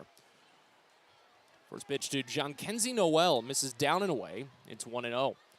Well, Stallings has pitched better against right-handers this season, but you want to see how he approaches Noel. The 1-0 is fouled off lower inside corner, 1-1, because he fed him nothing but breaking balls back in the first inning, and Noel struck out on 3 pitches. The entire season series between Bowie and Akron, Noel has not been able to pick up a single off-speed pitch from Bowie. He's only hitting 154 against the Baysox, striking out 10% more often. The 1-1. Curveball misses low. Noel lays off at that time. 2 balls and 1 strike. But Noel went 0 for 2 against Stallings the last time these two teams met. He put the ball in play both times. 2-1 pitch, called a strike. Another curveball. This time it nicks the lower inside corner. Count runs even at 2. But it's a 2-2 game here in the bottom of the 3rd inning. Daniel Schneemann bunting on the first pitch of the frame, and Julian Escobedo 3 pitches later, delivering a game-tying home run over the shorter porch in right field.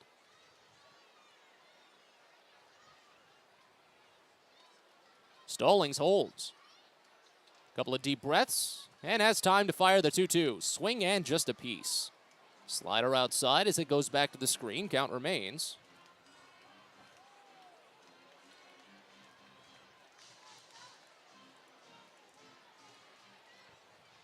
Left side of the infield is shifted very deep. Another 2-2.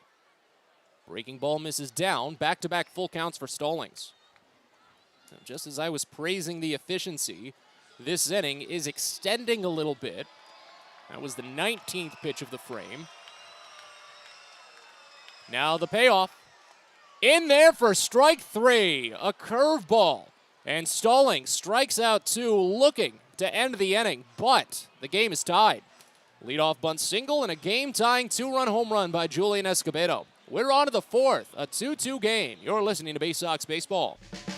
The best way to take in a Baysox game is with a group outing at Prince George's Stadium. Everything from entertaining clients to birthday parties and even fundraising opportunities for your team, the Baysox offer plenty of options for your group at unbeatable rates with plenty of options on suites, seats, and decks around the ballpark. Your group can eat their fill and have an unforgettable time. Find out more and schedule your group outing by calling 301-464-4880 or going to Baysox.com. Baseball is a game of specialists. Base stealers, closers, cleanup hitters. Together, they help their team stand out from the rest. Specialists also help set Chesapeake Employers Insurance apart from other workers' compensation insurance companies. Our health services team includes orthopedic surgeons, nurse case managers, a physical therapist, and more, all to get your employee back to work, contain costs, and keep premiums down. That's teamwork. To learn more, connect with your agent or visit Chesapeake Employers at CEIWC.com. On the Green Incorporated is your lawn care team, providing professional organic-based lawn care programs for residential and commercial lawns. Our lawn care programs provide ballpark quality results. Each service is custom tailored with guaranteed results for even the toughest lawns. On the Green also offers outdoor pest control services. Mosquitoes, ants, ticks, and more. Safely and effectively control insects and enjoy the outdoors this summer with On the Green Incorporated. Go to onthegreeninc.com.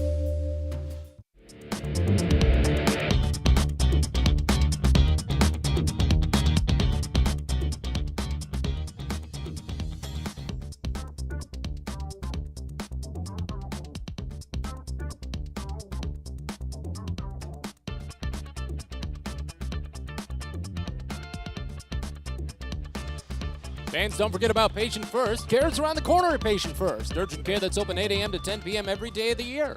No appointment needed. Learn more at patientfirst.com.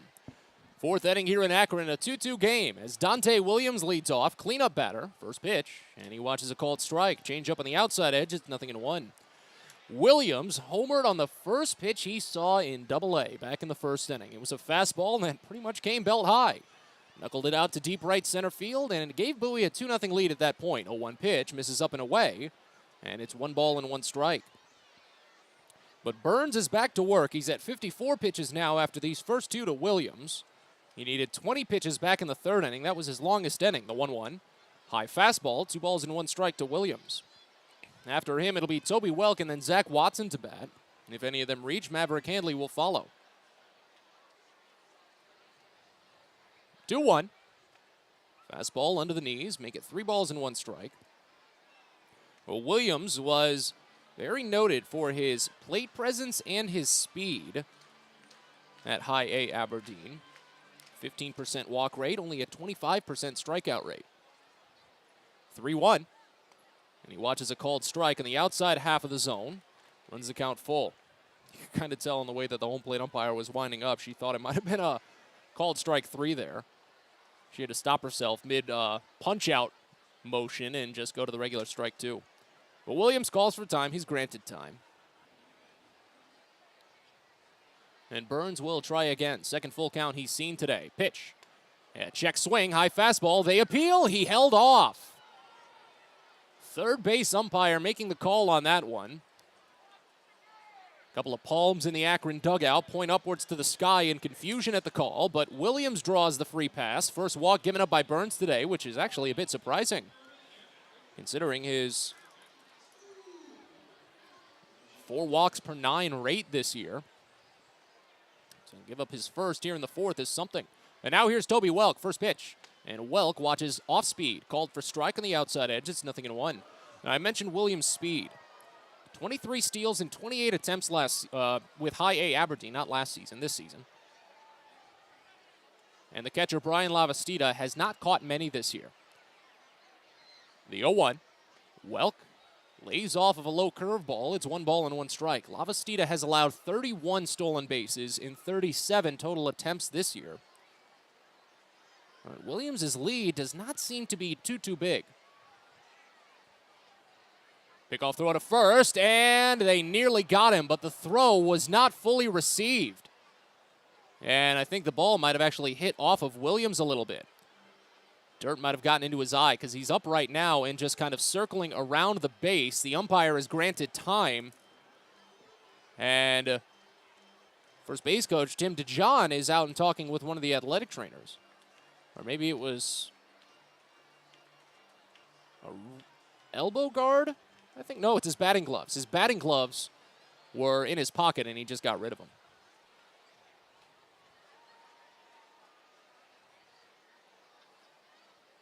So now the 1-1 pitch. And Welk swings and misses, breaking ball down and away. Back pick to first is late. That one was close again. Williams is dancing with the devil right now. It's a ball and 2 strikes on Welk, who grounded out to the shortstop his last time up.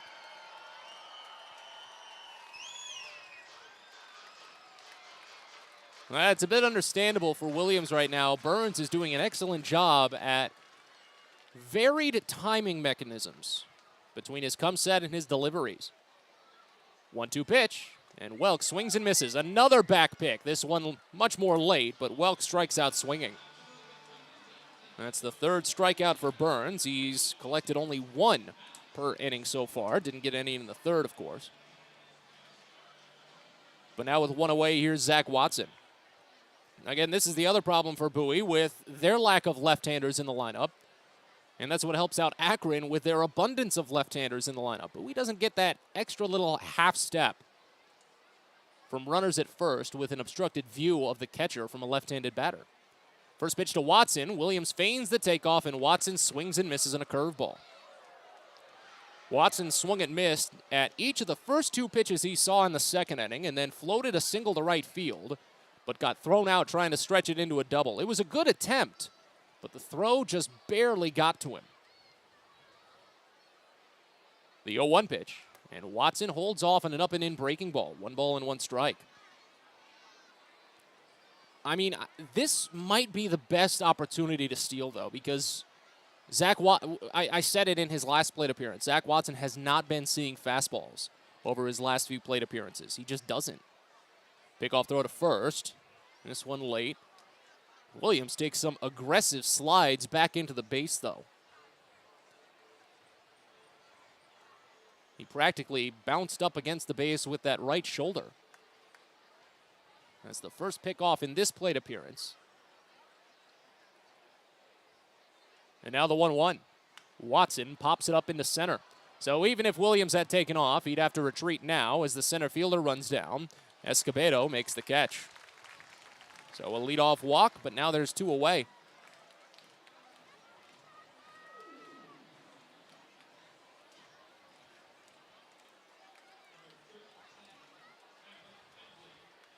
Maverick Hanley flew out to right field back in the 2nd inning.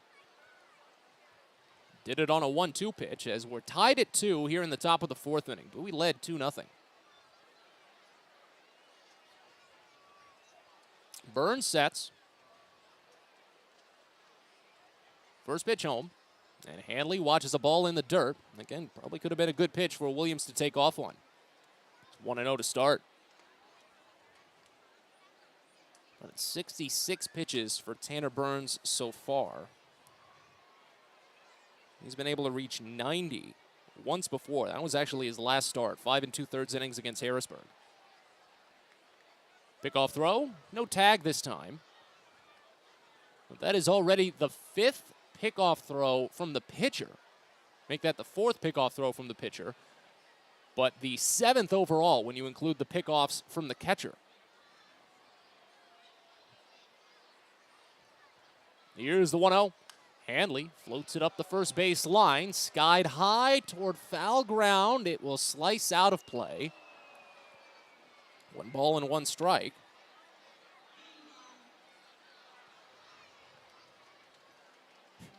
You wonder in all the times that Dante Williams has slid back into first base. I feel like he's covered enough ground to go to second at this point, just in terms of total feet.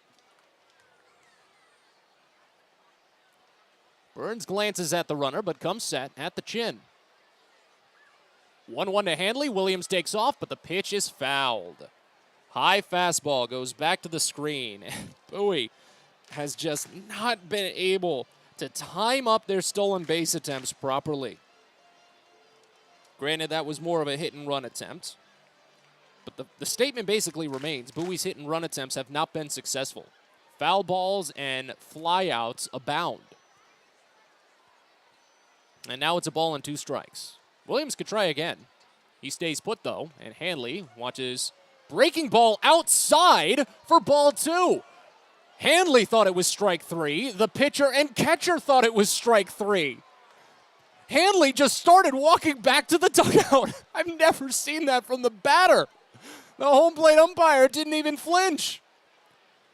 You'd think by the time that the 3 main people involved in the act of throwing a ball and hitting a ball all thought it was a strike, you might as well just say, okay, that's strike 3, go ahead.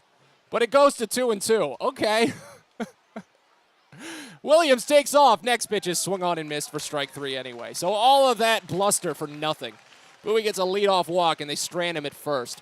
We're on to the bottom of the 4th. It's a 2-2 game. You're listening to Baysox Baseball. Hey fans, do you know your mud hens from your trash pandas? Then play Minor League Rundown, the official free-to-play game of minor league baseball, and compete for tickets and game day experiences. Rundown is made for masters of ballpark trivia. Playing is free and easy on any mobile device. Just head on over to www.ballyplay.com to sign up and play. Return for each open round to vie for more prizes, including the grand prize to attend Championship Weekend in Las Vegas this October. It's never been this fun to get caught in a rundown.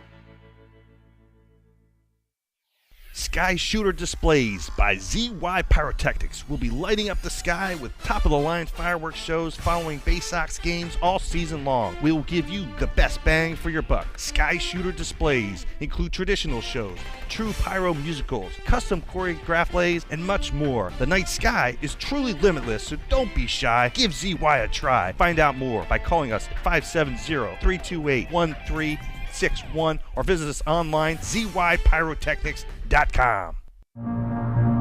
At DCA Imaging Systems, we provide a tenured team of office technology professionals ready to be your trusted advisors. From document creation, output devices, scanning and workflow, to document security and storage, we understand people print, not printers. Give DCA Imaging a call, 301-577-1021, or find out more about how we can help you. DCAimaging.com. DCA Imaging Systems, office technology made easy.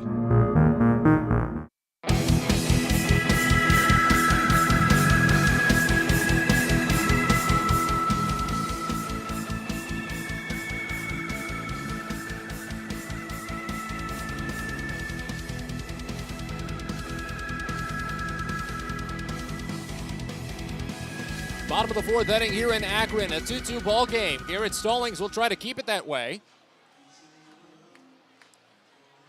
He fired 20 pitches in the third, retired 3 consecutive batters, but that was after he allowed the game to be tied. First pitch to Mike Capriz is grounded to short.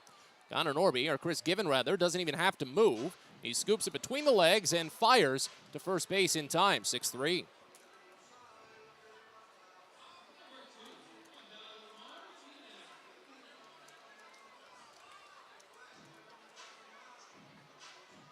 Here's Angel Martinez.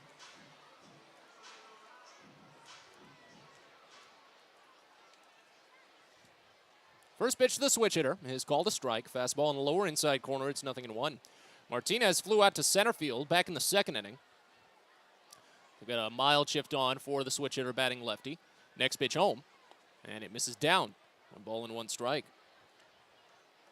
Well, I mentioned it. First pitch strikes were a problem for Stallings in that first trip through the order. Start of the third inning seemed fine as the 1-1 is grounded to first. Backhanded down to an E by Dashbach. He'll underhand to Stallings, and mid-stride, Stallings gloves it and taps on the bag.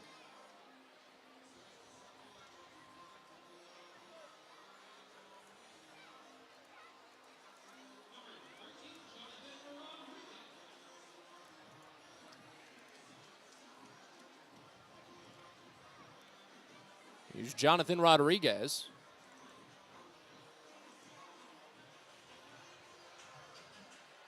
Who struck out swinging on a 1-2 pitch back in the second. First pitch. And he lines it out to deep right field. Rhodes headed to the corner. He's going to dive, and it's out of his reach. Bounces off of the warning track, and Rodriguez will go to second. He's thinking about third. Rhodes digs it out, and the throw gets nowhere.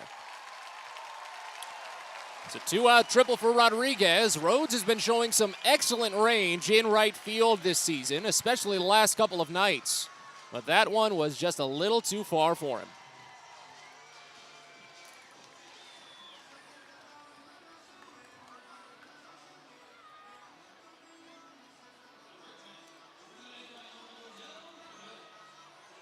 So now go ahead run at third base, and Reynel Delgado will dig in.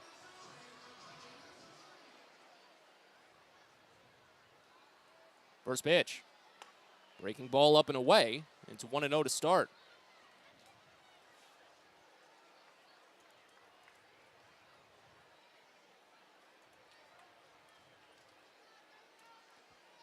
Delgado popped out to first in foul territory in the second inning. Next pitch here. Misses down and away. 2 balls and no strikes. I was praising Stallings a little bit on that first pitch strike rate here on his second trip through the order. 7 batters faced on his second trip, only 2 first pitch balls. The 2-0 is singled up the middle, a base hit. Split Stallings' legs, and Akron takes the lead. But we had a 2-0 lead. Now they trail 3-2. RBI single for Delgado.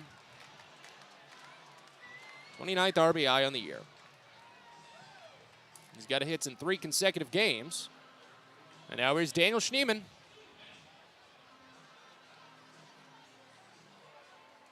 Well, this is where my point earlier, back in the second inning for Bowie, very much stands. First pitch to Schneemann. This is up and away. First pitch ball to back-to-back batters now after Stallings picked up 2 quick outs here in the 4th inning, but back-to-back hits, and now they trail by 1. Runner goes, 1-0, swung on and missed low. Hanley from his knees, nearly throws it into center field. Chris Given had to hop to save it. Stolen base for Delgado, his 11th. Count to 2-0, runner at second. I said it in the second inning, Bowie needs to stay aggressive. They need to increase their leads as much as possible. That's what they did last night. It's what helped them win big. Because they took a 2-0 lead at one point. Akron trimmed it to just a 1-run lead. And Maverick Handley is ruling. And he's calling for a review on what that pitch was. They're ruling it a strike. So it was a check swing on Daniel Schneemann. They appealed to the third base umpire on that check swing, and he ruled it a strike. So instead of 2-0, it's 1-1. That's what that quickly was. Next pitch. Down and inside, and now it's 2-1. But last night, Bowie had a 2-0 lead after the third inning, or after the top of the third, I should say. Akron made it 2-1 in the bottom of the third. And then Bowie put on 5 in the fourth. They put their foot on the throat and ran. 2-1, bounced up the third baseline but foul. It's 2-2. That was not the case today, and it has burned Bowie big time. Baysox got 2 runs in the first. They looked like they were going to start another big day. And again, I still don't fault Zach Watson for his attempt to stretch the single into the double in the second inning. John Kenzie Noel was not sprinting on that ball. It seemed like the right play. 2-2 pitch, bounce to first. Dashbach holds, scoops it at the waist, and he'll jog to first base. Gets there in time. It was close, but a 3 unassisted ends the inning. Akron takes the lead, though. A 2-out triple by Jonathan Rodriguez and an RBI single by Reynel Delgado. On to the fifth. Bowie trails 3-2. You're listening to Baysox Baseball. If you're working in the Washington, D.C. metropolitan area as a pipe fitter, pipe welder, or HVAC service technician, and you're interested in a better life, a better means to provide for yourself and your family, a way to make sure that you're earning the highest wages and the best benefits in our industry, visit our website at steamfitters-602.org. That's steamfitters-602.org, and let's talk about what we can do to help change your life. Hey, coffee lovers. Know where you'll find the world's freshest cup of coffee? Right here at Royal Farms. Because with our new brewing system, it takes less than a minute to go from selecting the kind of coffee you want to this. Ah. The freshest, most flavorful cup of coffee you can buy is at Royal Farms. So try one. It'll be love at first sip because it's the freshest coffee in the world. Real fresh, real fast, Royal Farms. Hey kids, the Baysox Futures Club is the best way to be a fan of the Baysox, and it's completely free for kids ages 3 through 12. Futures Club members get access to special members-only events, discount ticket offers, and free gifts for just signing up. Parents, head over to Baysox.com to sign up your kids, so don't miss out on all the promotions and giveaways at Prince George's Stadium this season and next. The Baysox Futures Club. Sign up now at Baysox.com.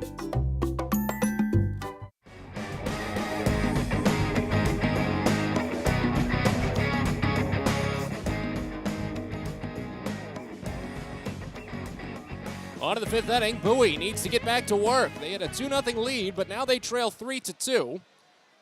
Garrett Stallings unable to hold the line, allowing a 2-run home run to tie the game.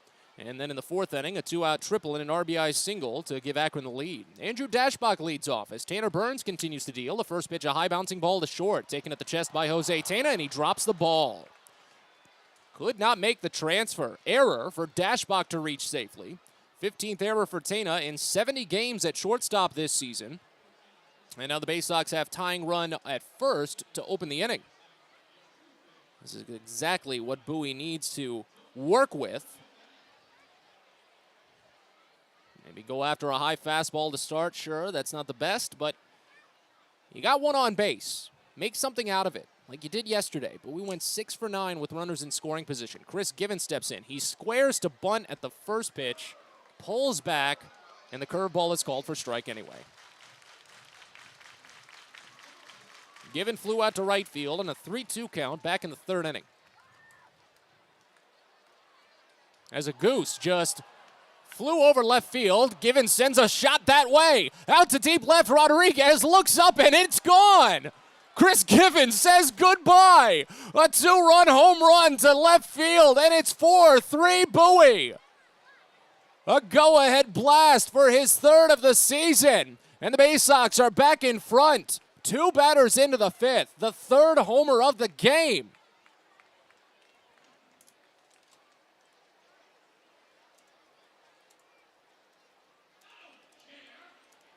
That was a very peculiar few seconds. And I can't fully describe exactly what it was because a goose flew over left field, and I guess in an antithesis to Randy Johnson, Given nearly hit the goose with that baseball. Here's Connor Norby. First pitch is called a strike, up and away. It's 0-1 to start. But right before Given hit that ball, I was distracted by the goose, and just the fact that the goose was there is not the problem. Next pitch is fouled off of the mask of the catcher. It's 0-2. I've never seen this in a ballpark. because the Goose, as if it was a jet engine flying over a pasture in Joe Dirt, just decided to relieve itself over left field. And then instantly given homers. I've never seen that. It's a ball and 2 strikes on Norby. Here's the 1-2. High fastball. It's 2-2. I've never seen that. I've seen birds in the outfield at games. The Erie Seawolves are notorious for having seagulls sit in the outfield. The 2-2 is popped up. Foul ground, right side. John Kenzie Noel sprinting down, and the second baseman makes contact with the ball but drops it. In foul territory, Angel Martinez could not corral the ball. He falls into the netting. Fortunately, it's there. He would have hit some hard plastic without. But a tough play comes up empty, and Connor Norby lives to see another pitch.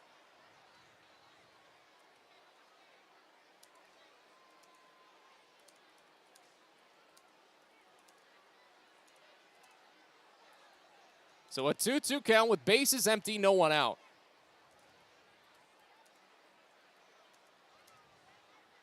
Next offering up and inside a fastball. And the count runs full.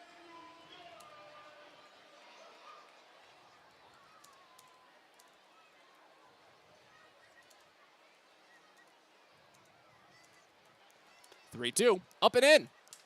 Norby draws ball 4. I'm sorry, I'm still coming down from just the monstrous humor of Chris Given homering at that exact same time.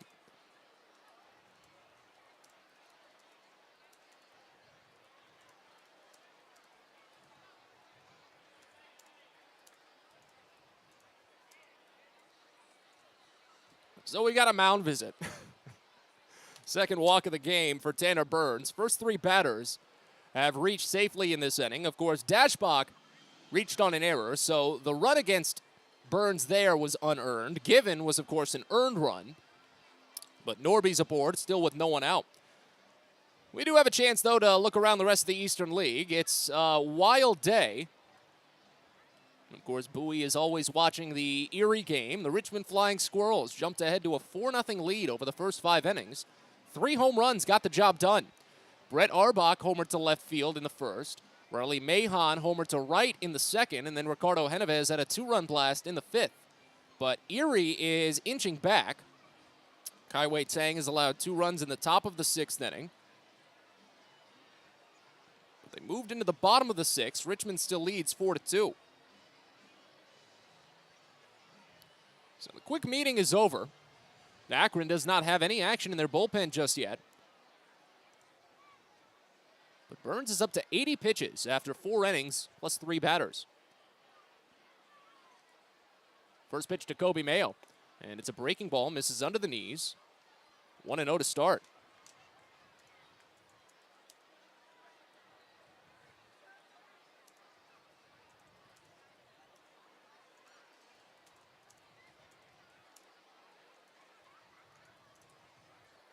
Next offering, and Mayo swings and misses on a curveball down. 1 ball and 1 strike. 1 for 2 day for Mayo. He singled to left field back in the 3rd inning. He got left there, though. He was the only base runner for Bowie that frame. As they lead 4-3 now here in the top of the 5th. Home runs abound. Next pitch. Mayo watches slider miss down and away. It's 2 balls and 1 strike. 2 solo home runs in the first. Connor Norby with a leadoff blast. Dante Williams with a solo homer on the first pitch he sees in Double-A. That made it 2-0. Julian Escobedo hit a game-tying home run for Akron in the bottom of the 3rd. And here in the top of the 5th, Chris Given a go-ahead 2-run home run. 2-1 pitch, and Mayo lines it to 3rd. Picked up by the shoe tops by Daniel Schneemann. He fires back to 1st to try and double up Norby, but just comes up short with it. So Mayo lines out to 3rd. That one was a good grab by Schneemann. You got to, honestly, the way that those kinds of plays fall in, you don't necessarily have enough time to decide, do you play the ball on a hop or do you go for the line drive? Because if you play the ball on a hop, you could turn the double play much easier. But if you play it on the line drive, you potentially get the surefire. It's very difficult. You just normally go for that surefire route. Here's John Rhodes. Pickoff throw to first is high. Norby is a stolen base threat. He's picked up 10 bags in 12 attempts. And I've constantly advocated for Bowie raising their aggression levels on the base paths, especially in tight games like this as they lead by 1. First pitch into Rhodes. Fouled off, back to the screen, and the count starts out at 0-1. With all this time spent, Akron does get a right-hander up. Problem is, since their jerseys are all blue with black numbers, I can't really tell who it is out in right field. Here's another pickoff throw. Still a bit too high. They do get a tag down on Norby, but it's late. We'll wait on the 0-1 pitch to Rhodes. That's already the second attempted pickoff in this plate appearance. So Norby can take maybe a larger lead. Well, he keeps his lead pretty short. 0-1 pitch, and Rhodes fouls it off to the right side. 0-2.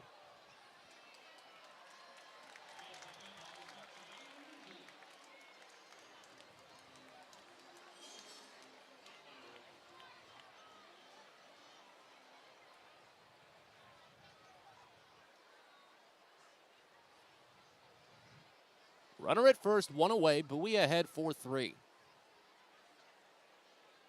Burns sends the next, and Rhodes watches under the knees for ball 1.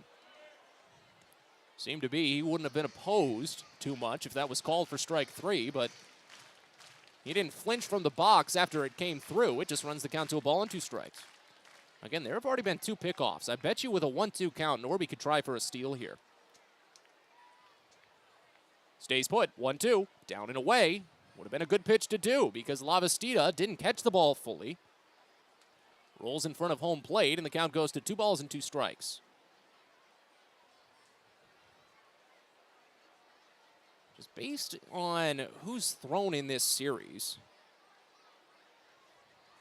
maybe it's Yerson Ramirez getting loose for Akron right now. Next offering. 2-2 misses high.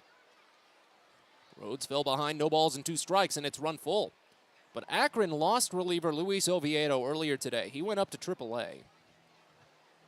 And the rest of their bullpen features names that have all pitched, at least at one point in this series.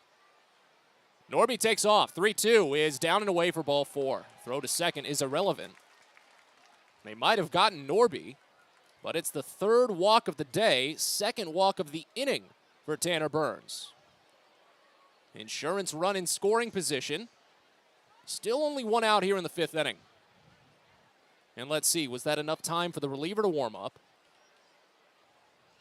Will they take Burns out? I don't even see Rouglas Odor in the dugout right now. Where's he at? Oh, that's him next to the steps. He's not on the steps at all. He's just next to them. Here's Dante Williams, left-hander. And time called by the catcher. Clock was expiring. Williams homered. The first pitch he saw. Over to right field in the first. He walked on a full count in the 4th.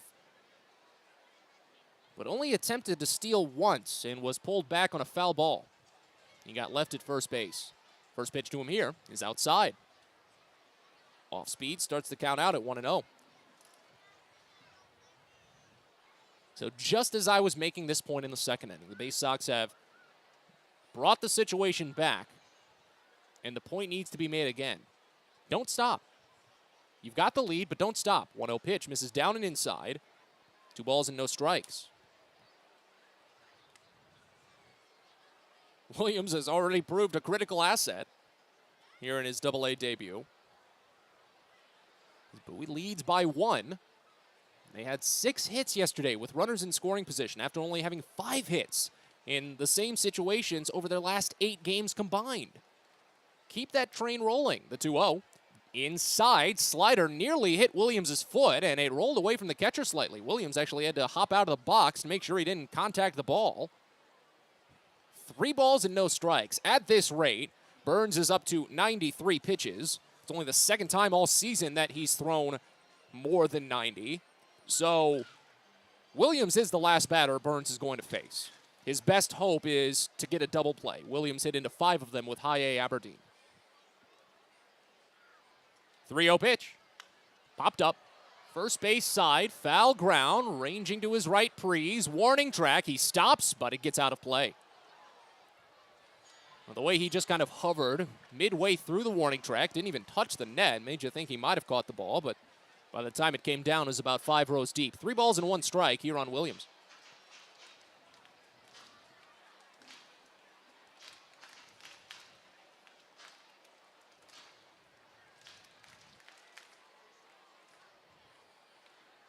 Burns sets. This next one will be number 95. The pitch. Up and in, ball 4. There have been some tight pitches inside to the lefty, outside of the right-handers, but that's the 3rd walk of the inning. The bases are loaded. And Akron's finally making the change. Ruglis Odor will lift Tanner Burns as Toby Welk will come up to bat, with runners on every bag and only 1 out. We continue with the top of the 5th in a little bit. We'll tell you about the new hurler after this. Bowie leads 4-3. You're listening to Baysox Baseball. Hey Baysox fans, On the Green Inc. is a proud sponsor of the Baysox and is celebrating 25 years of providing custom lawn care and pest control programs with guaranteed results for residential and commercial lawns. Mention this ad and receive a discount on your first lawn care or pest control service. Enjoy the outdoors this summer with On the Green Inc. Visit our website at onthegreeninc.com or call 410-695-0444. Let's go Baysox and On the Green Inc., your lawn care team. The best way to take in a Baysox game is with a group outing at Prince George's Stadium. Everything from entertaining clients to birthday parties and even fundraising opportunities for your team, the Baysox offer plenty of options for your group at unbeatable rates with plenty of options on suites, seats, and decks around the ballpark. Your group can eat their fill and have an unforgettable time. Find out more and schedule your group outing by calling 301-464-4880 or going to Baysox.com.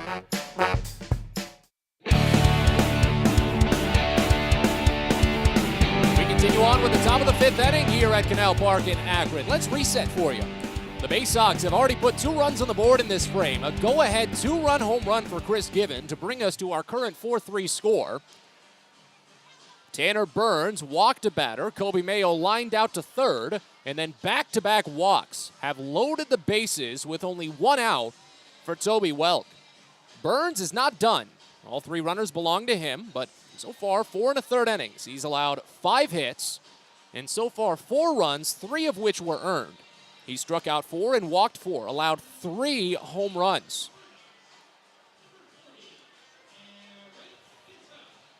Aaron Pinto takes over, and he'll face off against Toby Welk, who's 0 for 2 on the day. Welk this season with the bases loaded is 1 for 5, but he's drawn 1 walk and driven in 4 runs. First base plays in. Now he backs up slightly. The rest of the infield plays at a regular depth too, and time is called. Brian Lavastida asks for it as the clock was already expiring. But we'll wait on the first pitch here. Double play would end the inning. First pitch to Welk. He takes a half swing and a slider outside. He couldn't stop himself. 0-1 to start on that breaking ball. Welk struck out his last time up. Aaron Pinto, a 5'10", 210-pound, 26-year-old righty from West Covina, California. 24th round draft selection in the 2018 draft. Fires the 0-1. And Welk lines it to 3rd, taken on a hot shot by Daniel Schneemann. He steps on 3rd for 1, fires to 1st, and it's in time to end the inning. The Baysox, massive opportunity, comes up empty. Fortunately, Chris Given hits a go-ahead 2-run home run. And as we go to the bottom of the 5th, halfway home here at Canal Park, it's 4-3 Bowie. You're listening to Baysox Baseball.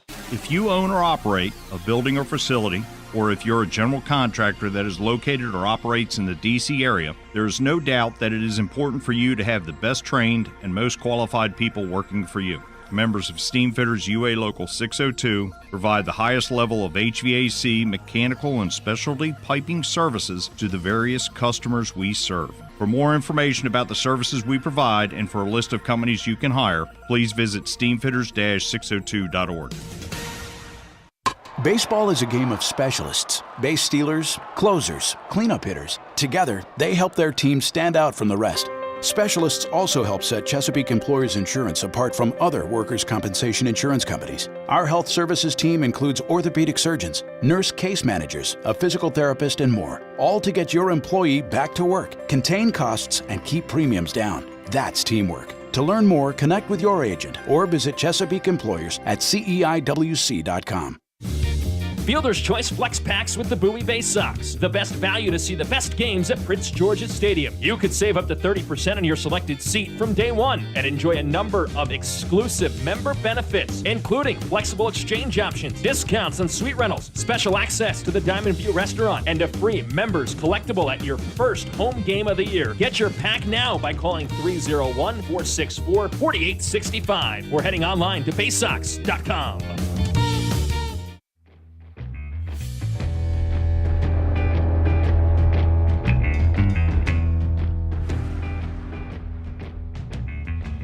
The Baysox missed out on a big chance to increase their lead in the top of the fifth. Had the bases loaded with only one out, but Toby Welk hit into a double play to end the inning.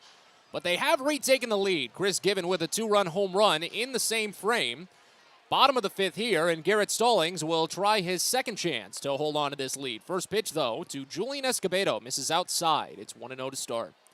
Escobedo hit a game-tying two-run home run in the third after Daniel Schneemann laid down a bunt single to open the frame. Next offering an off-speed, called a strike. It's 1-1. But the line is closed on Tanner Burns thanks to that double play. 4 runs, 3 earned in 4 1/3 innings.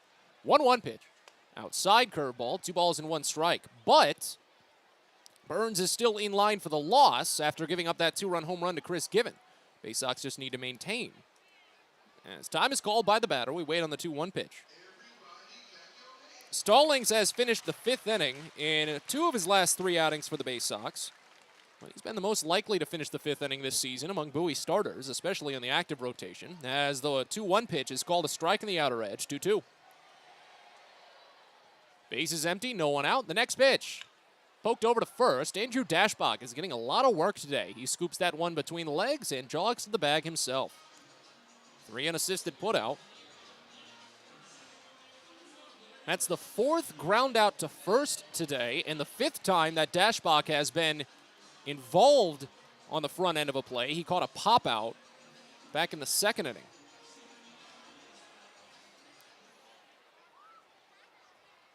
Back to the top of the lineup. Here's Jose Tena. First pitch. Lefty watches curveball for strike. Nothing in 1.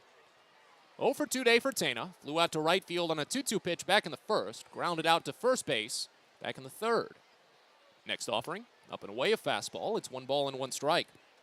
67 pitches so far for Garrett Stallings, so he's already far further into today's start than he was last week. The 1-1. Swing and a miss. Curveball down and in. It's 1-2. Because remember, he had only gotten through 4 innings last week against Richmond, and he needed 76 pitches to do that.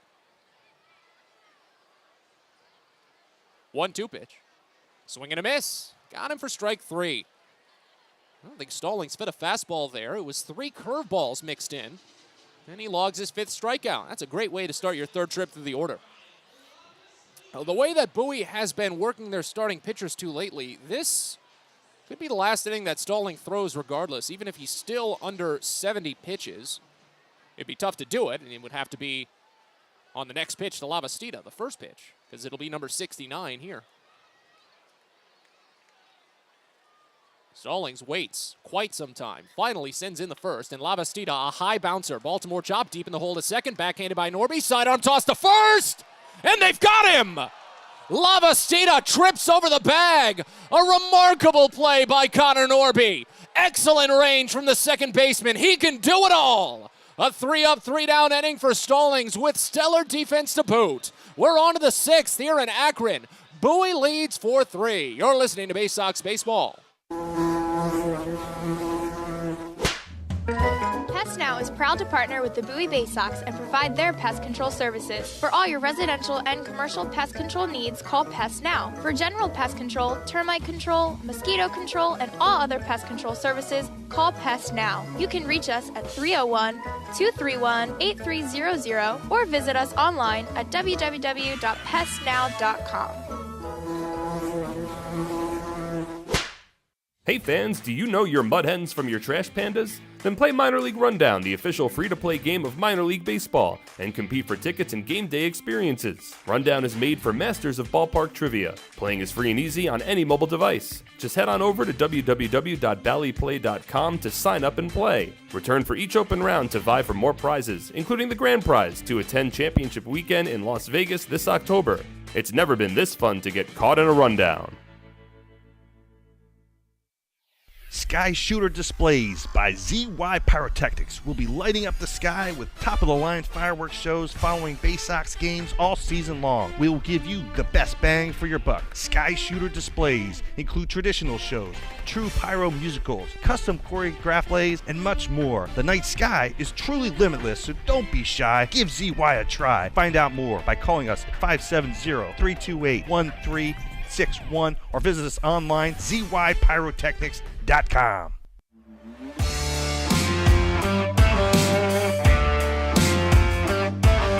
Well, thank you as always for stopping by this evening, as you have plenty of times this season. I'm very grateful. Matt Sabatis with you from Canal Park. It's been a lovely night for Baysox baseball and been a power-packed game. Lots of fun, lots of defense, lots of homers. Bowie leads 4-3. 4 total home runs in this game, 3 by the Baysox.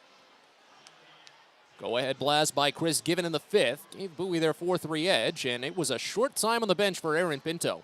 Reliever came out, threw exactly 2 pitches to get an inning-ending double play, stranding the bases loaded. Well, not stranding them loaded, but did it with the bases loaded. But Garrett Stallings only needed 10 pitches for a perfect 5th to send Pinto right back to the mound. Zach Watson leads off, first pitch, and he swings and fouls one back to the screen. Took a curveball up and inside. It's 0-1 to start. 1 for 2 day for Watson. He singled in the second inning, but got thrown out trying to go to second base. He flew out to center field back in the 4th. It was a good liner. After him, it'll be Maverick Hanley and Andrew Dashbach. A 1 pitch, and Watson bounces it to third, and it's off the backhanded knee. Daniel Schneemann fires to first, but it's late. Had to be dug out by Mike Caprice. Probably goes down as an error. Still waiting to see, but can't imagine that goes down as anything but. It was directly at Schneemann. He went to a knee to backhand it, and it just, I think he closed his glove too soon. It is an error. Surprisingly, the first for Daniel Schneemann at third base all season. And it's not like he's had a short time over there. 69 games. That's some nice defense there. First pitch to Maverick Hanley. He squares and lays a beauty down to third. Schneemann bare hands, goes to first, and it's wild. Gets by. Watson goes to third. Hanley on his way to second. Watson nearly ran through the sign, but it was picked up by John Kenzie Noel in right field. A bunt single, and after Daniel Schneemann had not committed an error for 68 consecutive games, he commits 2 on back-to-back pitches, giving the Baysox second and third with no one out. Well, the old saying goes, you never know what you're going to see at the ballpark. The game is so simple. You can say that. The rule book is 200 pages deep, but the game can be so simple in its basic elements. But you'll always see something new. Sacrifice bunt and an E5. Puts Hanley to second, Watson to third. Here's Andrew Dashbach. First pitch is swung on and missed outside. 0-1 to start. Third error of the game for Akron as well.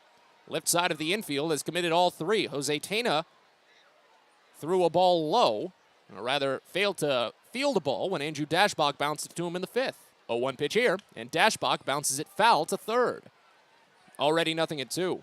Of course, the infield is playing in with no one out. This is where the Baysox really need to do their business. This is actually only the second plate appearance for Bowie today, or the second at-bat, with runners in scoring position. 0-2 pitch. Dashbach watches called, strike 3 on an off-speed outside. He's visibly frustrated about that one. Dashbach normally keeps his composure about him, but those outside pitches to right-handers today have definitely seemed a bit tight. So to have that one called for strike 3 can be understandably a little confusing. First strikeout for Pinto. 5th overall for Akron pitching, and now here's Chris Given. First pitch. Given watches a beautiful curveball. Called for strike in the lower inside corner. It's 0-1. 1 for 2 today for Given. He hit a go-ahead 2-run home run in the 5th. After Bowie was trailing 3-2, Bowie led 2-0 in this game. They're back up by 1 thanks to Given. Given can give them insurance right now. They need it. The 0-1. Check swing, slider outside, no appeal. 1 ball and 1 strike. But the infield still plays in. If Given can just get it out of the infield. Right fielder is playing very deep. Left fielder even deeper. 1-1. Too far outside. 2 balls and 1 strike.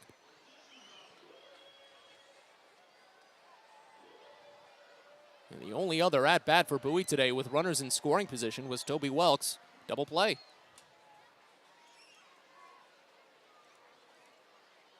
So now they're 0 for 2. The 2-1 to Given. Half swing, and he got a piece off of the catcher's mask. Maybe got in on the handle. It was a curveball.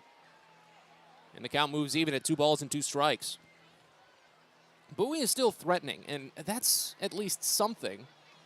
But we'd seen so many innings that had transpired this way, especially across the entire week spent battling Richmond at Prince George's Stadium, where Bowie would get them into scoring position with 1 out, none out, and just strand them.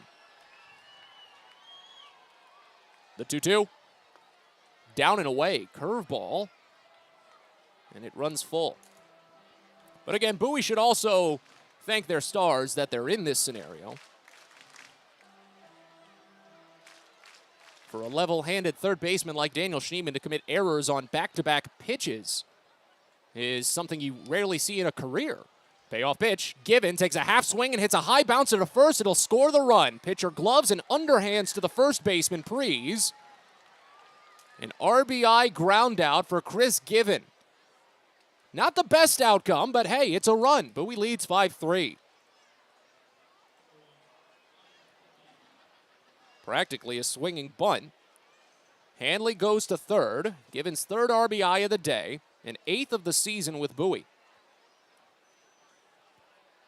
So top of the lineup now for Connor Norby.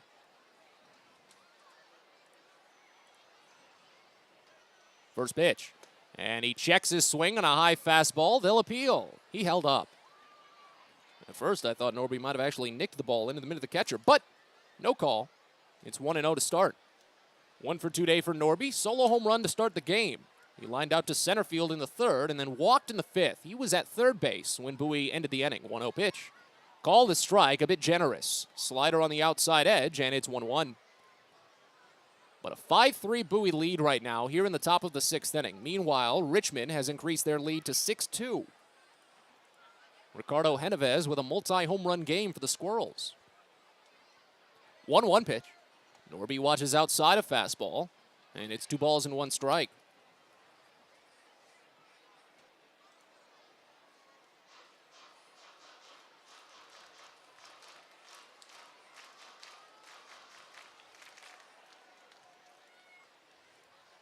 Next offering, Norby takes a late hack on an inside breaking ball and floats it into left field. It'll fall for a base hit.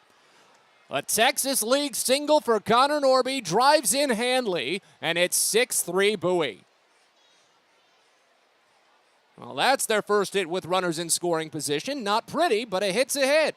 Just like I said yesterday when Michael Montecon picked up his first Double-A hit, goes down in the books as a line drive, a nice screamer.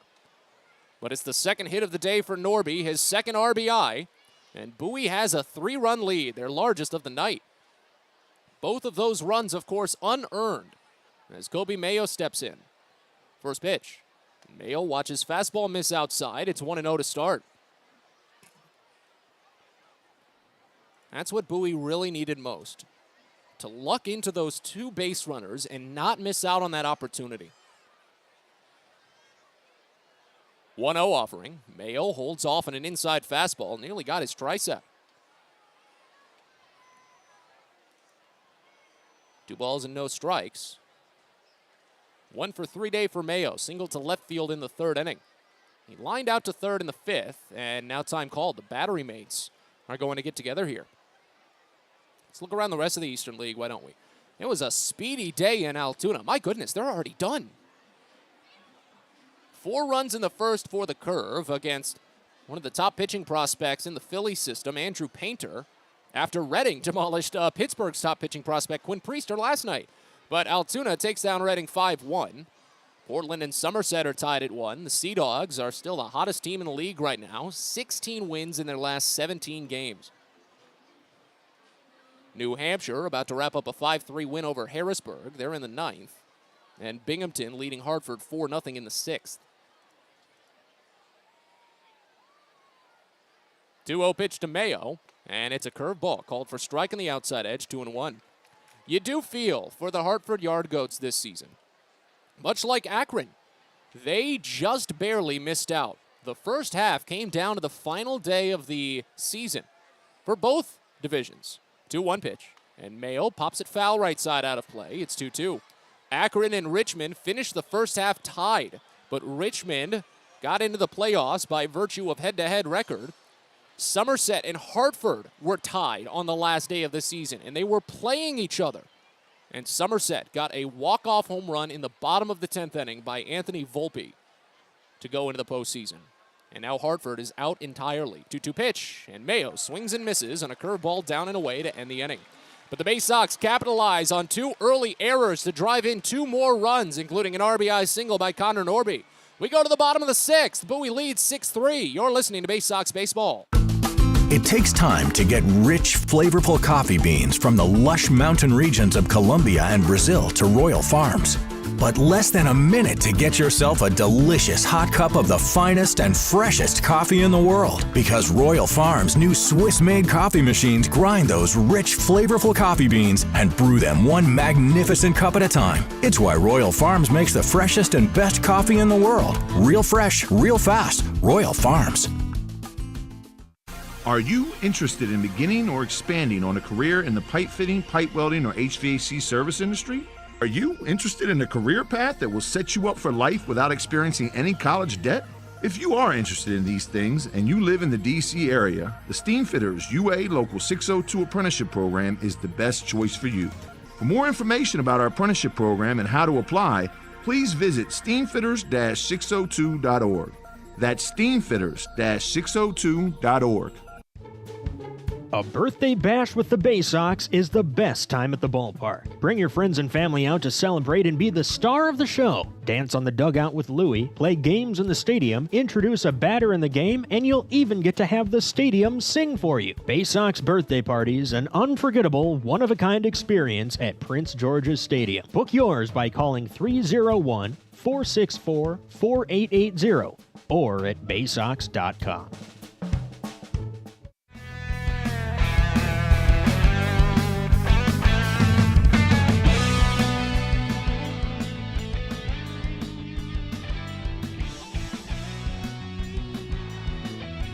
Bottom of the 6th here in Akron, a 6-3 Bowie lead, their largest of the night, as Garrett Stallings comes out for another inning of work. He retired the side on 10 pitches in the 5th, and that definitely extended his leash for one more inning. First pitch to John Kenzie Noel is lined foul to the left side.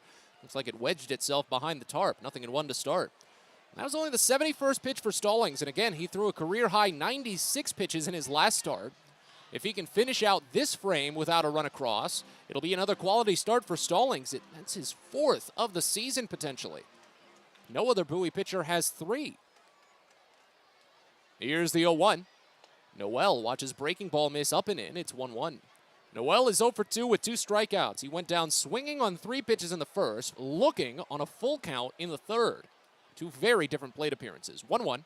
Curveball floated into center field, sprinting down Watson. He almost overran the ball. the lights have really played tricks on some of the fielders at this ballpark. You've seen a lot of fast jumps and quick stops. Fielders nearly running too far, but Watson was able to read it. He makes the catch. There's one gone. So since Reynel Delgado hit his go-ahead RBI single with 2 outs in the 4th, Stallings has retired 5 consecutive batters. Bowie used that time to give him 4 runs. First pitch to Mike Capriz is called a strike on the bottom edge. It's 0-1. That is exactly what I was talking about. And again, it's easier said than done, and it was kind of obvious that it needed to be done. The 0-1 pitch is a high bouncer to second. Sliding over and grabbing Connor Norby. He fires to first in time. 4-3 put out, 2 away. 6 in a row retired by Stallings. But again, that's part of my job. I just kind of say what needs to be said sometimes. I'm the one telling you what's happening. So 2 away, here's Angel Martinez, who's 0 for 2 on the day. 6-3, Bowie leads here in the 6th. Third base plays in. Martinez, the switch hitter, watches the first pitch miss up and away. It's 1-0 to start. Martinez flew out to center field in the 2nd, grounded out to first base back in the 4th. Next pitch, called a strike, nicks the upper outside corner of fastball. It's 1-1. Stallings has really been giving it up on the ground today. Very interesting to watch. 5 strikeouts. The 1-1, called a strike at the knees. It's 1-2. He has induced exactly 1 flyout. Angel Martinez flew out to center field in the 2nd. 8 groundouts, 5 strikeouts. He's vying for a 6th in what would be another perfect inning. He holds calmly at the waist, nods in agreement with Handley, waits, and fires the 1-2. Swing and a miss. He's got him. Back-to-back perfect frames for Stallings. He caps it with his 6th strikeout. Another quality start for Garrett. And as we go to the 7th, Bowie leads by 3. You're listening to Baysox Baseball. From sprains to stitches, sore throats to stomach aches, and pulled muscles to poison ivy, care is around the corner at Patient First. Walk in to see a doctor from 8 a.m. to 10 p.m. every day of the year. X-rays, lab tests, and prescription drugs are on site, and most major insurance plans are accepted. For routine illnesses and injuries, Patient First is here for you. Patient First, the name fits. Patient First, proud partner of the Bowie Baysox, open 8 a.m. to 10 p.m. every day. When your commercial plumbing project calls for a job done safely and on time, then your job calls for the plumbers of Local 5 Washington, D.C. Local 5 will always deliver the most skilled and well-trained plumbing craftsmen in the DMV. If you're a contractor who needs safe jobs done well, you need the plumbers of Local 5 Washington, D.C. Start your partnership with them today. Visit local5plumbers.org. That's local5plumbers.org. Get the best deals at Prince George's Stadium with weekly promotions all season. Tuesdays are Military Appreciation Night. Purchase a box seat at the ticket office with a proof of service and you'll only pay half price. Bring along your furry friend on Woof Wednesday, and it's the best happy hour around every Thursday from 5 to 6:30. $2 Bud and Bud Light drafts with other beer specials throughout the year, and live music to get your night started. It's always a great time at the ballpark, so get your tickets now at Baysox.com.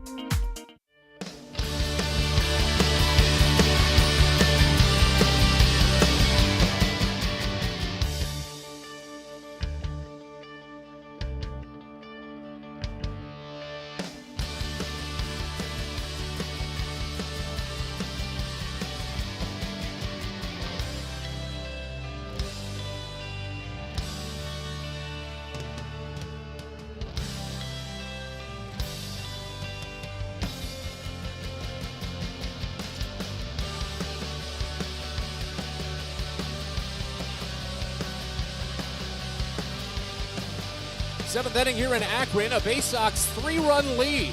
As Akron goes back into the bullpen for the 2nd time today, Kyle Marmon comes out to face 3, 4, and 5 in the Bowie lineup, starting with John Rhodes. Aaron Pinto is done. An inning and 2/3 for him. First pitch to Rhodes is swung on and missed. Nice fastball. It's 0-1 to start. Pinto only allowed 1 hit, but 2 runs. Neither of them were earned because both runners reached on errors. He struck out 2 batters, did not walk anyone. Rhodes is 0 for 2 with a walk in the day. In the next pitch here, though, he drills to left field. Rodriguez was ready to sprint back, but doesn't actually have to go back too far. He moves to a light jog to his right, makes the catch. And there's one away. Here's Dante Williams.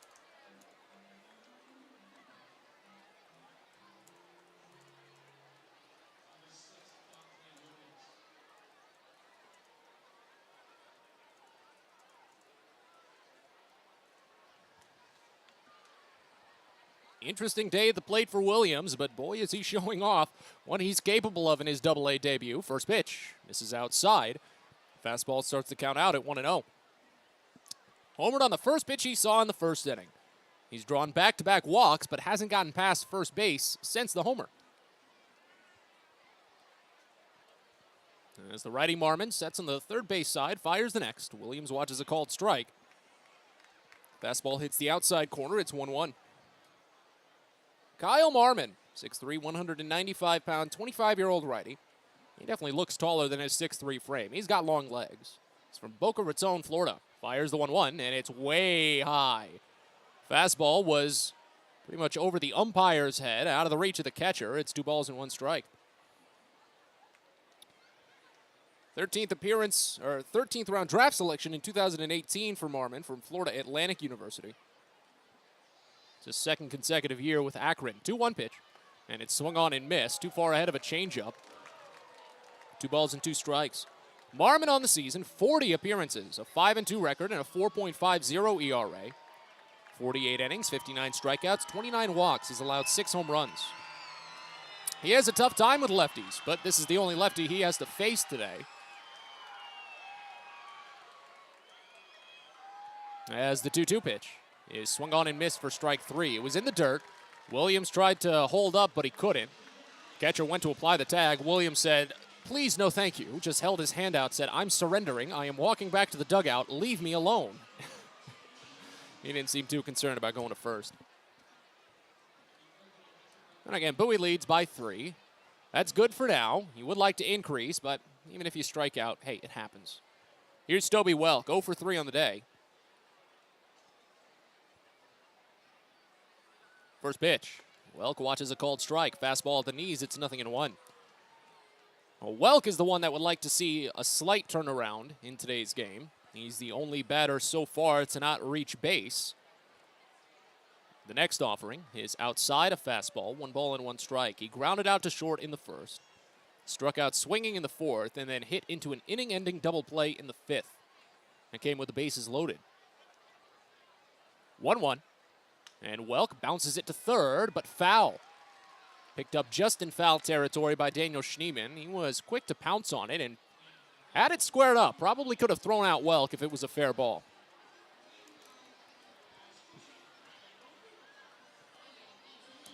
So the count goes to 1 ball and 2 strikes.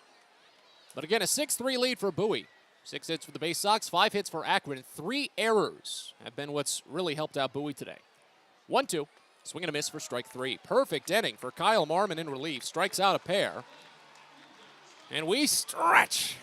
I got to stand up, stretch these legs. Bottom of the 7th coming up. Bowie leads by 3. You're listening to Baysox Baseball.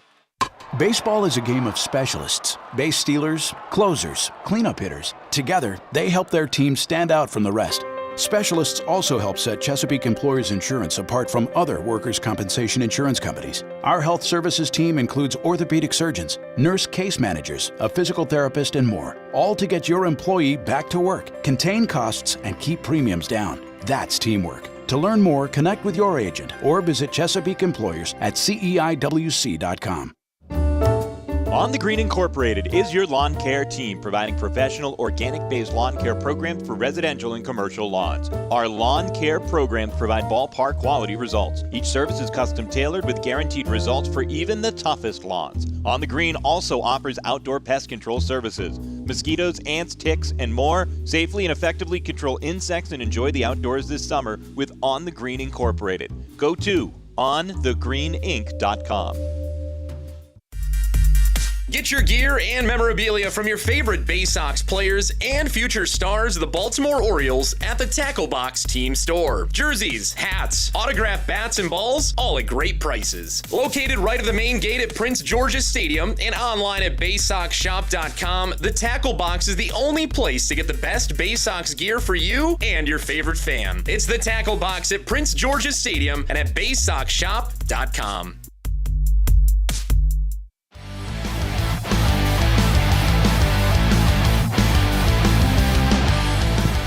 Well, we have got a first tonight here in Akron.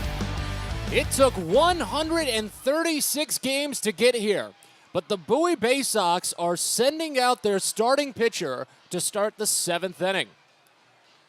It's not going to be too long of a leash for Garrett Stallings, however, as they've got a right-hander warming in the bullpen, but Stallings is on 6 innings, 3 runs allowed. He's retired the last 7 he's faced, while striking out 6 total. First pitch here to Jonathan Rodriguez is called a strike. In the lower outside corner, it's 0-1.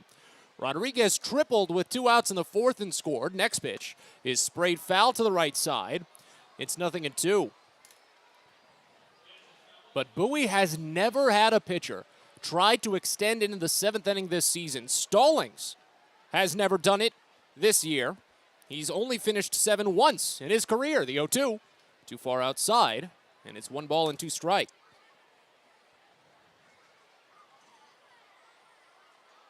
I'm not sure who's warming for Bowie, but they're not throwing at the moment.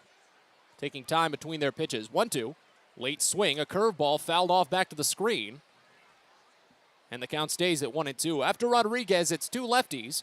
Raynel Delgado and Daniel Schneemann. If any reach, Julian Escobedo will bat, who had the 2-run home run. I think that might be Connor Loprich. Next pitch, swing and a miss for strike 3. Sinker down and away. 7th strikeout for Garrett Stallings, and it's officially his longest start of the year.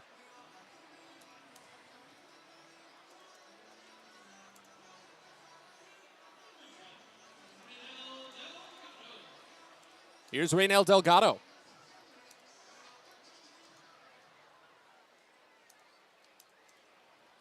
First pitch to the lefty, and it's lifted high and deep to the corner and right. Rhodes is ranging slowly up against the line. It'll slide out of play.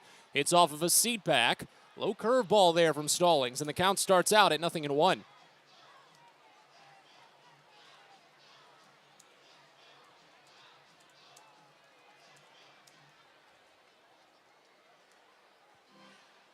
Delgado had an RBI single in the 4th inning. That made it a 3-2 Akron lead at the time. Bowie has put on the following 4 runs, however. A go-ahead 2-run home run by Chris Given. Given had another RBI in the 6th, and then Connor Norby had an RBI single to follow. 0-1. Called a strike, lower outside corner. It's 0-2.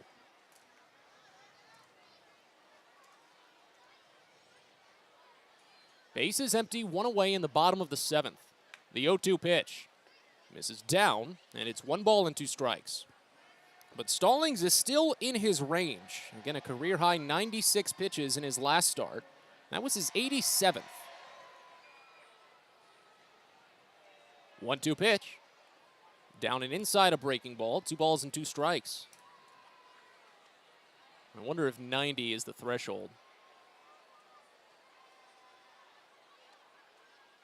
Well, you know who I think that is? I think that might be one of the new additions to the Baysox roster. 2-2. Lined over to short and over Chris Given. Left field, a base hit. String of 8 consecutive batters over. Raynel Delgado has the last 2 hits now for the Rubber Ducks. He's aboard with his 2nd hit of the day. And let's see, will that be the end of Stallings? I think that's Jake Lyons getting loose. Kyle Moore climbs 1 step, pulls the card out of his back pocket. Still not onto the field just yet. And as left-hander Schneemann gets into the box, Stallings is kept in the game. Schneemann is 1 for 2 on the day. First pitch. And he watches a fastball called for strike in the lower inside corner. Kobe Mayo playing in at 3rd after Schneemann laid down a bunt single back in the 3rd inning. But he bunted that to the right side. And now Mayo plays back at a regular depth. Next offering, sprayed foul. into the netting, just top of the Akron dugout. No balls and 2 strikes. Delgado 10 for 15 in stolen base attempts. Akron has swiped 2 bags today. Delgado had 1 in the 4th, so eventually make it 11 for 16. But an 0-2 count on Schneemann. Pitch home. Swing and a miss. He's got him. High fastball. The 8th strikeout of the day for Stallings. 2 away here in the 7th.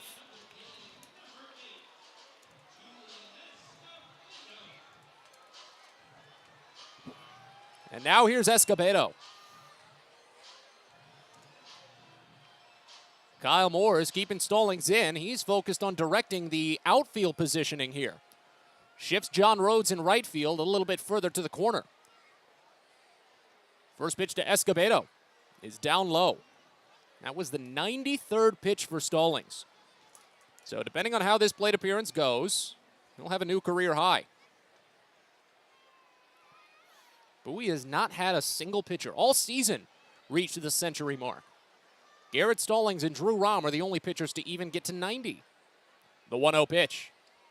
Breaking ball just misses under the knees. 2 balls and no strikes. Escobedo 1 for 2. Had a game-tying 2-run home run off of Stallings in the 3rd. He grounded out to first back in the 5th. Stallings has been working groundouts like it's no one's business today. The 2-0. Breaking ball too far down and inside. 3 balls and no strikes. This might be it for Stallings. And even if it is, you tip the whole cap. Throw the cap off. For what a start it's been. Right-hander sets. Runner at first, 2 away. The 3-0. Curveball right down Broadway. Call it for strike 1. But that was the 96th pitch. So this next one is a career high in distance for Stallings. 3-1. Bounce to first but foul. Little high chopper where it's picked by the first base coach for Akron. Who is that? That's Juan de la Cruz.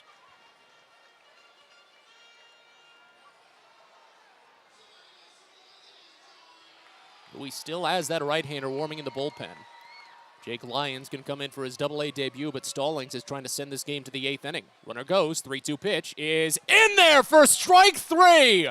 Garrett Stallings strikes out the side in the 7th. His best start of the year, bar none. 9 strikeouts, a high-quality start. And as we go to the 8th, Bowie leads 6-3. You're listening to Baysox Baseball. If you own or operate a building or facility, or if you're a general contractor that is located or operates in the D.C. area, there is no doubt that it is important for you to have the best trained and most qualified people working for you. Members of Steamfitters UA Local 602 provide the highest level of HVAC, mechanical, and specialty piping services to the various customers we serve. For more information about the services we provide and for a list of companies you can hire, please visit steamfitters-602.org. Get the best deals at Prince George's Stadium with weekly promotions all season. Tuesdays are Military Appreciation Night. Purchase a box seat at the ticket office with a proof of service and you'll only pay half price. Bring along your furry friend on Woof Wednesday, and it's the best happy hour around every Thursday from 5 to 6:30. $2 Bud and Bud Light drafts with other beer specials throughout the year, and live music to get your night started. It's always a great time at the ballpark, so get your tickets now at Baysox.com. At DCA Imaging Systems, we provide a tenured team of office technology professionals ready to be your trusted advisors. From document creation, output devices, scanning and workflow, to document security and storage, we understand people print, not printers. Give DCA Imaging a call, 301-577-1021, or find out more about how we can help you. DCAimaging.com. DCA Imaging Systems, office technology made easy.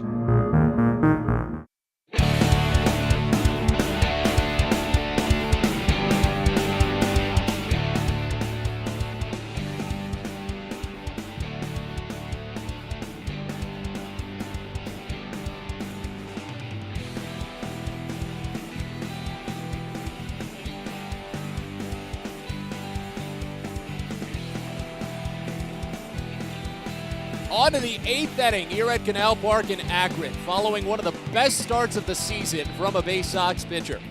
6-3 Bowie leads, 7 incredible innings by Garrett Stallings. As Zach Watson leads off the top of the 8th, and the first pitch is flown out to shallow right field. John Kenzie Noel sprinting down, calls off the second baseman, but he doesn't make the catch. Watson sprints into second base and slides in safely.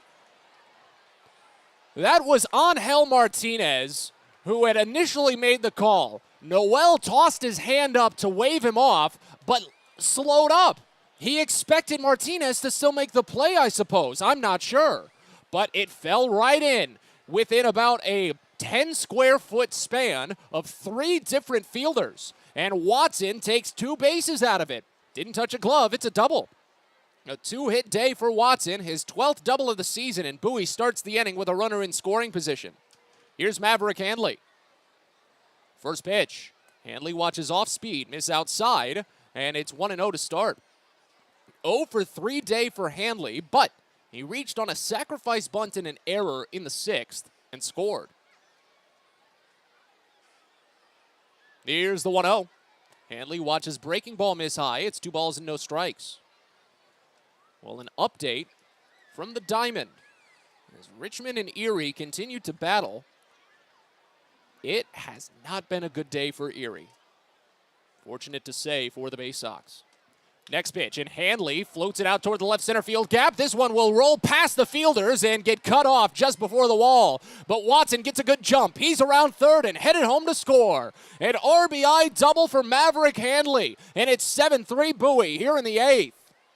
Back-to-back 2-baggers for the Baysox. Handley picks up his 12th double of the season, his first hit of the day, RBI number 45. Maverick has hits in 5 of his last 6 now. And the situation remains for Kyle Marmon on the mound. Runner at second, still no one out. But my goodness, Richmond turned it up in the 7th and 8th innings. Ricardo Genovez picked up his 2nd home run of the game, a 2-run blast. And then 4 runs in the bottom of the 8th inning for the Squirrels. First pitch to Andrew Dashbach is swung on and missed down. It's 0-1. Riley Mahon with a 2 RBI double. And Carter Aldretti with a 3-run home run. Or a RBI double for Mahon, 3-run home run for Aldretti. Next pitch misses outside to Dashbach. It's 1 ball and 1 strike.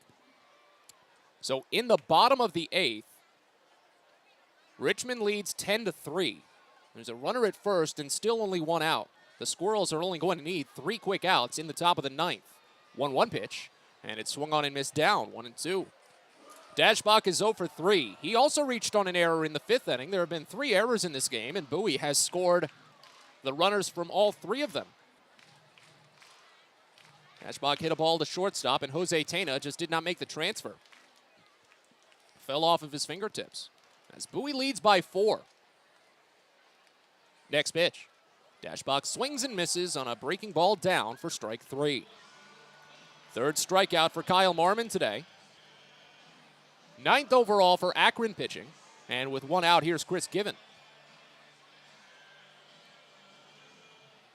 3 RBI for Given today. A 1 for 3 day overall. He flew out to right field in the 3rd. Smashed a go-ahead home run in the 5th.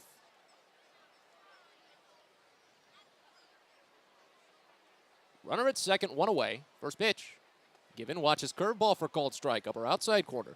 The last 2 Chris Given home runs have been so well timed for Bowie. You go back to actually, I think it was his last game for the Baysox. It was a week ago today. Bowie was playing Richmond. Next pitch, and he swings and misses on a low curveball. It's 0-2. Baysox had exactly 2 hits through the first 7 innings, and they trailed 2-0. Then in the bottom of the 8th, Maverick Handley hit a solo home run to get a little bit of life going. And then Given stepped up immediately after and tied the game with a home run of his own. 0-2 pitch. Down and away, and it's 1 ball and 2 strikes. So then again today, in his first game back, Given hits a go-ahead 2-run home run just after Garrett Stallings had allowed Akron to take the lead for the first time today. Bowie led 2-0. Stallings allowed 3 consecutive runs, a 2-run home run and a 2-out RBI single. As the runner takes off, next pitch is up and away for a ball. Throw to third is too high. Maverick Handley steals third base. Chris Gibbon played his part perfectly, did not move a muscle after that pitch missed down and away. Catcher had to move around him to throw the ball. Hanley picks up his 6th steal of the season. That's the prime example of what I've been talking about for Bowie. Not taking their foot off the gas. 2-2 pitch, misses down, and it runs the count full here on Gibbon. Infield plays in with runner at third and still only 1 out. But a 4-run lead, still potential. Again, Bowie has blown a 6-run lead at this ballpark before. Last time they were here, they lost leads in the 9th inning 3 times. 3-2 pitch, and it's swung on and missed. Gibbon goes chasing on a low changeup. It's already 4 strikeouts for Kyle Marmon against just 7 batters faced. Back to the top of the lineup for Connor Norby. It's been a good day for Norby, too. 2 for 3 overall, led off the game with a homer. Single to left field to drive in a run. He also has a walk. Infield plays back now with 2 outs. First pitch. And Norby watches curveball called for strike high. It's 0-1. So Bowie will finally dip into their bullpen for the bottom of the 8th inning after Garrett Stallings put together the best start from any starter this season. The 0-1 pitch. And Norby swings and misses on a low breaking ball. It's 0-2. All season, Bowie had not had a single pitcher even enter the 7th inning. Starting pitcher, to be precise. Obviously, pitchers enter the 7th inning all the time. But starting pitcher enter the 7th inning all year. Stallings does it today, strikes out 3. Here's the 0-2. Norby checks his swing on a breaking ball down and away. He went. He realized too late that he should have started up the line, so he's going to get thrown out by the catcher. That's 3 straight strikeouts for Kyle Marmon to end the inning as Bowie strains a runner at third. But back-to-back doubles to open it. Maverick Hanley drives in another run. And as we go to the bottom of the 8th, Bowie leads 7-3. You're listening to Baysox Baseball. The best way to take in a Baysox game is with a group outing at Prince George's Stadium. Everything from entertaining clients to birthday parties and even fundraising opportunities for your team, the Baysox offer plenty of options for your group at unbeatable rates with plenty of options on suites, seats, and decks around the ballpark. Your group can eat their fill and have an unforgettable time. Find out more and schedule your group outing by calling 301-464-4880 or going to Baysox.com.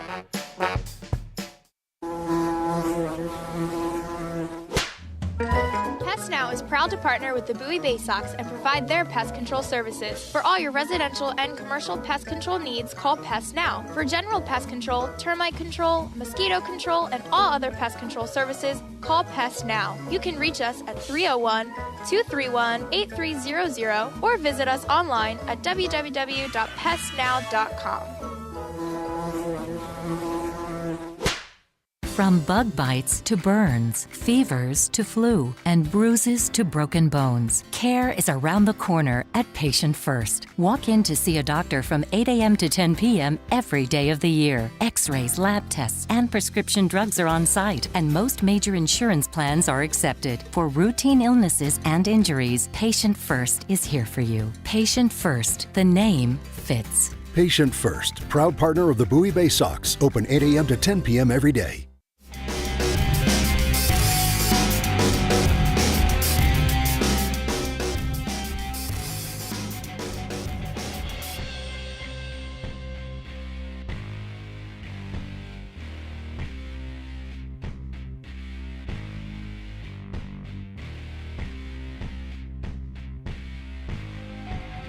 On to the bottom of the 8th here in Akron as the Bowie Baysox maintain their 6-3 edge. Bowie makes a pitching change, the first time tonight.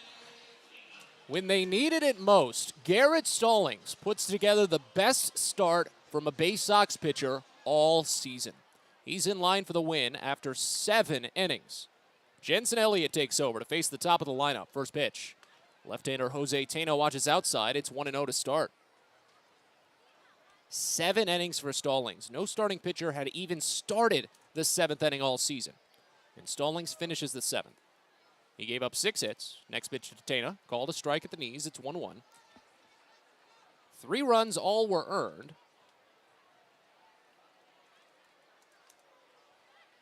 He struck out 9, one shy of a season's high. and did not walk anyone. 1-1 pitch misses outside to Tana, and it's 2 balls and 1 strike as Jensen Elliott takes over. After the lefty Tana, it'll be Brian Lavastida and John Kenzie Noel. 98 pitches for Stallings, a career high. Next offering up and in. Fouled off just a bit, and it's 2 balls and 2 strikes. Tana 0 for 3. Flew out to right, grounded out to first, struck out swinging back in the 5th.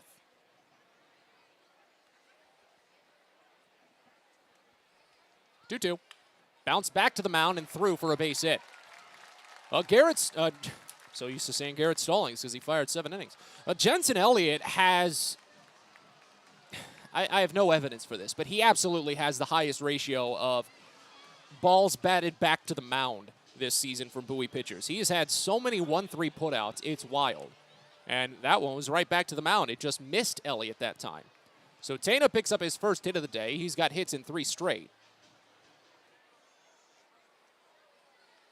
4 of his last 5 as well. Here's Brian Lavastida. First pitch to the righty, and Lavastida watches it under the knees. 1-0 to start. 0 for 3 day for Lavastida.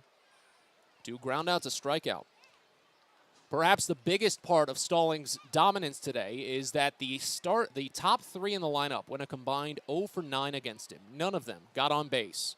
Here's a pickoff throw to first. It's late. It's 1-0 to count.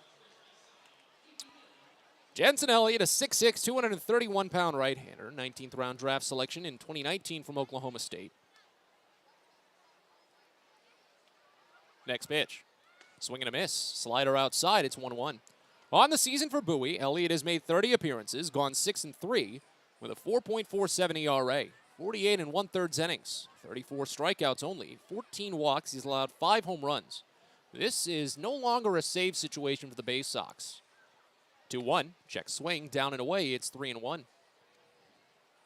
Thanks to Maverick Hanley's RBI double in the top of the 8th. It's now a 4-run lead. Would have been a 3-run lead when Elliott came in without that double.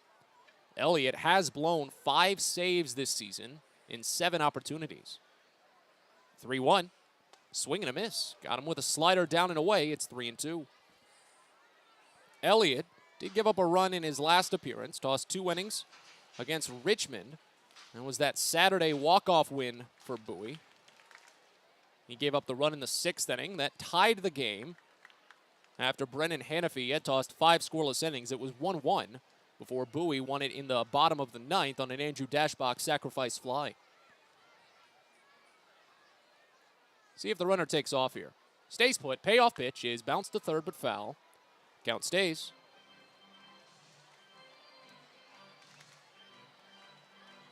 Prior to that, Elliott did toss a scoreless appearance, 2 innings against Richmond. Struck out 4. That's little unlike him. Elliott has not been a strikeout pitcher this year. Already mentioned the 34 punch-outs in 48 innings. Next pitch. Down and away. It was ball 3. I said it was full earlier. They had the scoreboard wrong, so now it runs the count full. Fortunately, they updated it before I got tripped up again.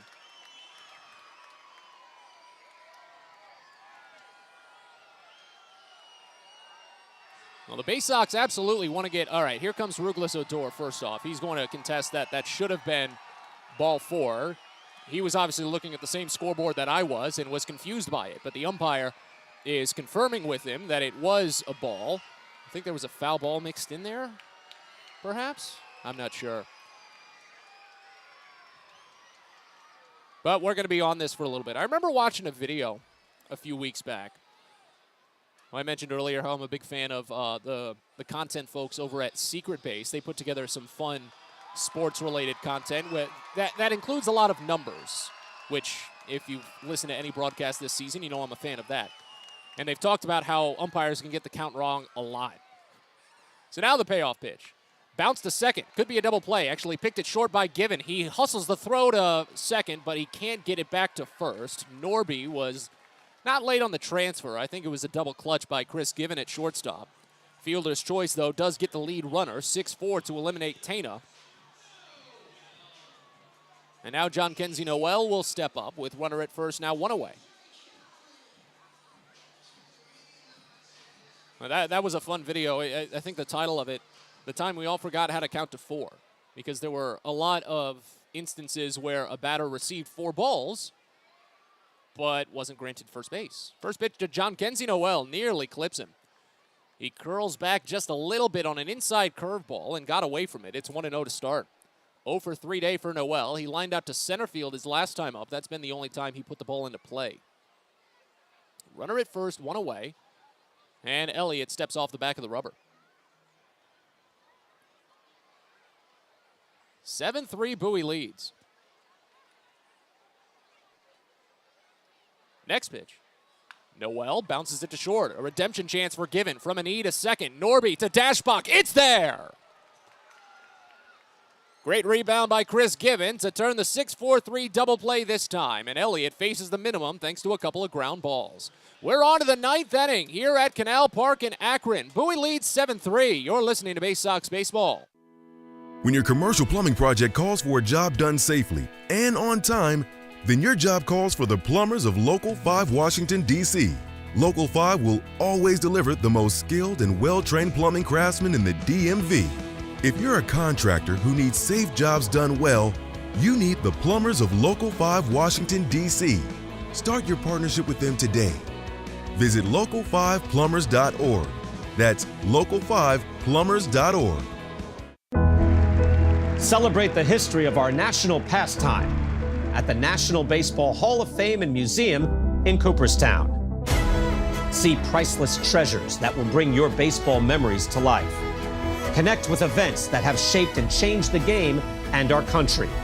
Our stories to tell, your memories to share. Plan your family visit today at baseballhall.org. See you in Cooperstown, where the journey becomes legend. Baseball is a game of specialists. Base stealers, closers, cleanup hitters. Together, they help their team stand out from the rest. Specialists also help set Chesapeake Employers Insurance apart from other workers' compensation insurance companies. Our health services team includes orthopedic surgeons, nurse case managers, a physical therapist, and more, all to get your employee back to work, contain costs, and keep premiums down. That's teamwork. To learn more, connect with your agent or visit Chesapeake Employers at CEIWC.com.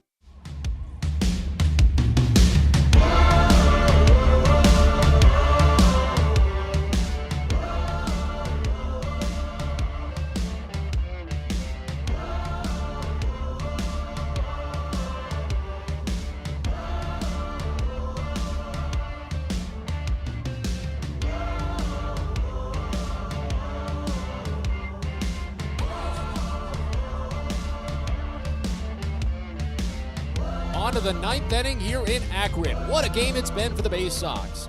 They led 2-0, trailed 3-2, and have pushed ahead to a 7-3 lead now as Kobe Mayo leads off. Akron makes a pitching change. First pitch, and it's popped up. Mayo shoots it up the ladder, out toward the mound, now back behind the plate. Brian Labastida nearly overran the ball while missing the mask. He makes the catch just behind his back, and Mayo goes down on the first pitch from Mason Hickman. Kyle Marmon is done. He fired 2 innings. Nearly had it scoreless, but 2 doubles to open up the 8th inning ruined him. He gave up 2 hits and 1 run it was earned. Struck out 5 batters, however. Did not walk anyone. As Hickman takes over. First pitch in to John Rhodes, misses outside. 1-0 to start on Rhodes, who's 0 for 3 with a walk. Flew out to left field his last time up. Next pitch. And Rhodes watches curveball for called strike. Bottom edge, 1-1. Mason Hickman has been more of a closer for Akron this season, but got to get him work. It's late in the year. 6'6", 228-pound, 23-year-old righty from Hendersonville, Tennessee. Fires a breaking ball high.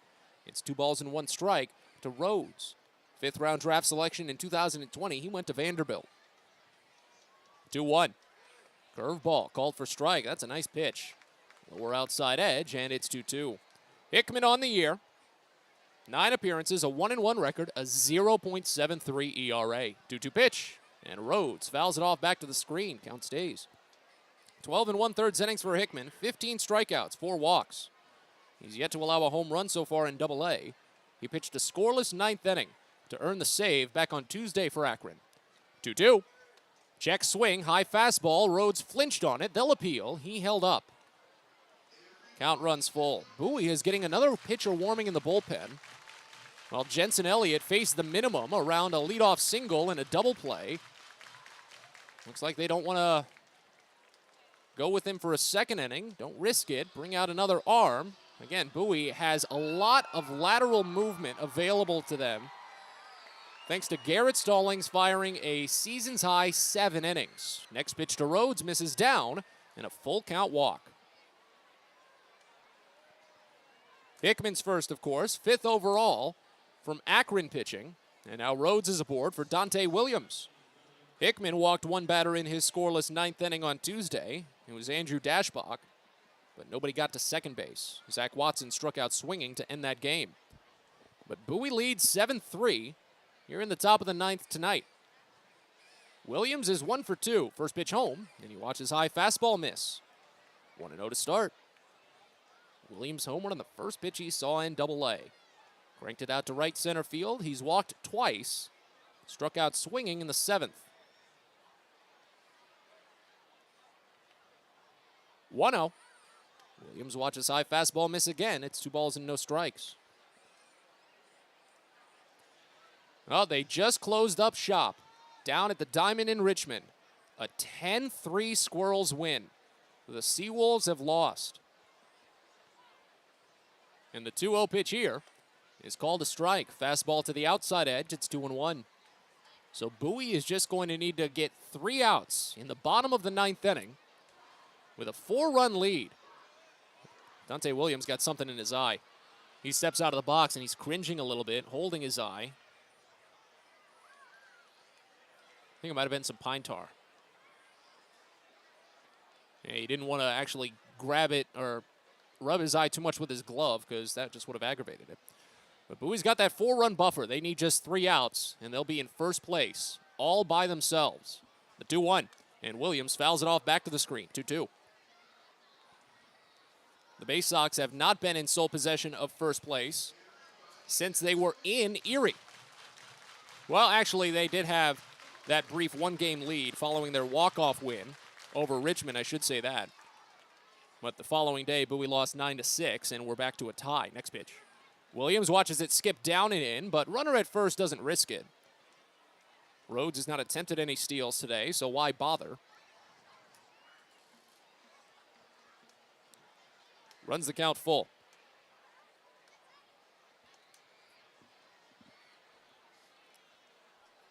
"13 pitches for Hickman. Here's number 14. Check swing, up and away, a fastball. They're going to appeal to the base umpire, but that's a lost cause. Williams draws the walk. Back-to-back walks with 1 out here for Hickman.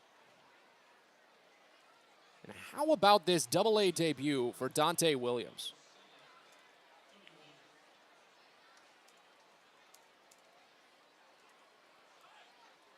Homers on the first pitch he sees in Double-A, and then draws 3 walks afterwards. Here's Toby Welk with first and second, 1 away, first pitch. And he pops it foul behind home plate, 0-1.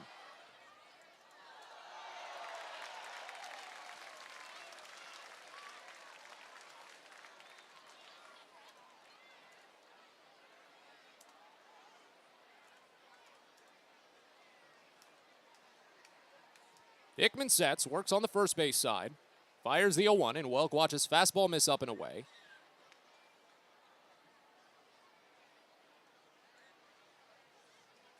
It's 1 ball and 1 strike. Welk still is the only batter to not reach base for Bowie today. He hit into an inning-ending double play in the 5th. Next pitch. Oh, where did that one miss? Off speed, maybe a bit high, I suppose, but looked close. It's 2 balls and 1 strike on Welk. He's 0 for 4 overall. Struck out his last time up.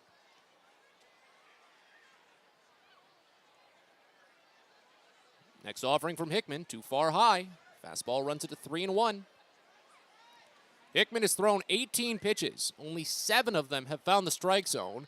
And a wayward fan just chirps out, "Throw a strike." I mean, hey, I get it sometimes. 3-1, swing and a miss. Well, comes up empty on the hitter's count changeup. And now the count's full. Buck strikes out a little bit under half the time on full counts this year. Payoff pitch. Too far outside. And after one quick out, Mason Hickman has walked the bases loaded.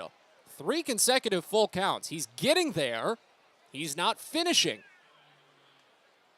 Here's Zach Watson as the pitching coach. Owen Dew is going to have to come out. And a lengthy day here at the ballpark. Again, I should count my blessings. To call what's been a 2-hour, 30-minute game lengthy is something I never would have said back in 2021, or definitely not 2019. That advent of the pitch clock has been one of the biggest saviors of minor league baseball, and I look forward to its implementation in Major League Baseball next season.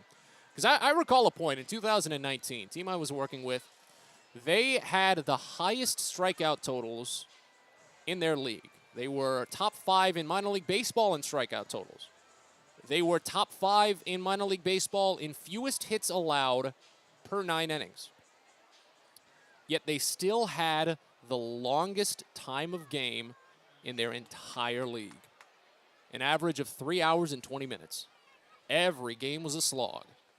Here's Zach Watson. First pitch. Watson watches fastball miss down and in. Surprised to start with a fastball on Watson. First time all day he starts ahead 1-0. Watson is 3 for 10 with the bases loaded this season. 6 RBI. He has struck out 7 times. 1-0 pitch. Lifted foul right side. It's 1-1.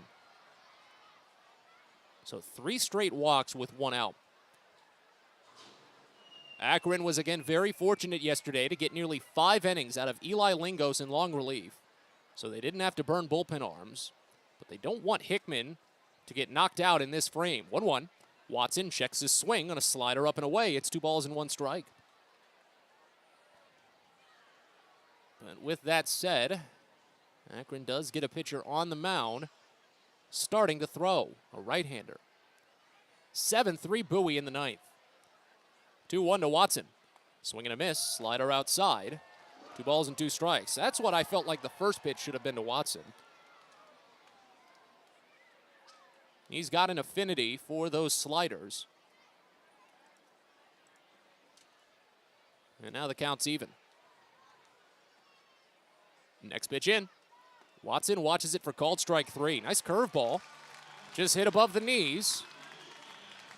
8th time that Watson has struck out with the bases loaded this season. He either puts it into play for a base hit or he strikes out. That's exactly the 2 outcomes. First strikeout for Hickman. 12th overall for Akron pitching. So now here's Maverick Handley. Handley is 0 for 8 with the bases loaded this year, but he's driven in 4 runs thanks to 2 walks. First pitch, and he watches fastball for called strike high. It's 0-1. John Rhodes, Dante Williams, Toby Welk, they all drew walks on full counts with 1 out to load the bases here in the top of the 9th. See if Bowie can put the finishing touches on this 4-run game. 0-1. Handley thought about a curveball low, but got back in time as it sunk under the knees. 1 ball and 1 strike. And again, Bowie's just going to need 3 quick outs, and I don't have to use the binoculars to tell you that Nolan Hoffman is warming up in the bullpen for the Baysox. That sidearm toss. Those long, curly, blonde locks of his. 1-1 to Handley here. Is too far outside, and it skips by. Lavastida couldn't corral it, and 1 run will score. Rhodes comes down on the wild pitch. Make it 8-3 Bowie. Well, no longer bases loaded for Maverick Handley, so he's going to stay at 0 for 8, but hey, who cares? Run has come home. There's still 2 in scoring position. And now it's 2 balls and 1 strike.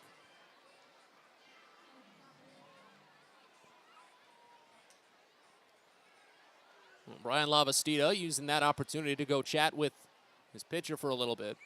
How about the Baysox scoring 6 consecutive runs after Akron had taken the 3-2 lead? I was talking about laying it on with the gas yesterday. Resiliency when you fall behind today is something that Bowie had been lacking at points this year. The 2-1 misses high to Handley, and it's 3-1. So to show that off now, when you've needed it most, that's a good sign, considering what's upcoming in the next week. The 3-1. Outside, ball 4. So even without the wild pitch, Hanley would have driven in a run. I guess he just misses out on an RBI. That is the 4th walk in this inning for Hickman. The bases are loaded once again for Andrew Dashbach. Let's see if Rugles Odor has seen enough. Manager still sitting to the right of the steps. Isn't flinching. Dashbach is 1 for 15 with the bases loaded this season. 6 RBI, 7 strikeouts. First pitch. Misses high. 1-0 to start. Dashbach is the 7th batter to the plate in this inning, as Hickman simply cannot locate now. 31 pitches, and only 12 of them have gone through for strikes. 1-0 pitch. Dashbach holds off on a high changeup. 2 balls and no strikes. 8-3 Bowie. They can close it out here. They had a grand slam yesterday. Why not add one more? 2-0. Dashbach watches called strike. Low and away. Fastball at 92, and it's 2 balls and 1 strike. But again, we already knew entering today, and with only 3 games left in the regular season and Akron 3 games out, they had to rock a fine line, the 2-1. Down and away, 3-1 to Dashbach. And at this rate, when Bowie wraps up this game, should they still be on top, Akron will finally be eliminated from the postseason. Bases loaded, 2 away. The 3-1 to Dashbach is outside. No, they've called it for a strike. That was generous. On the outside edge, it'll run the count full. Dashbach was up the line. We've seen pitches to those right-handers today kind of narrow in a little bit. Nothing too far outside, but that one went for Dashbach. So the runners will get a head start. There they go. Payoff pitch. Nearly hits him. Too far inside for ball 4. Make it 9-3 Bowie. A disastrous 9th inning for Mason Hickman, and he's done after walking 5 batters. Second bases loaded walk for Dashbach this year. His 46th RBI. Pitching change for the Rubber Ducks. Something they never anticipated here in this 9th inning. And Chris Given will have another shot at the bases loaded when we return. You're listening to Baysox Baseball. A birthday bash with the Baysox is the best time at the ballpark. Bring your friends and family out to celebrate and be the star of the show. Dance on the dugout with Louie, play games in the stadium, introduce a batter in the game, and you'll even get to have the stadium sing for you. Baysox birthday parties, an unforgettable, one-of-a-kind experience at Prince George's Stadium. Book yours by calling 301-464-4880 or at baysox.com. From sprains to stitches, sore throats to stomach aches, and pulled muscles to poison ivy, care is around the corner at Patient First. Walk in to see a doctor from 8 a.m. to 10 p.m. every day of the year. X-rays, lab tests, and prescription drugs are on site, and most major insurance plans are accepted. For routine illnesses and injuries, Patient First is here for you. Patient First, the name fits. Patient First, proud partner of the Bowie Baysox, open 8 a.m. to 10 p.m. every day.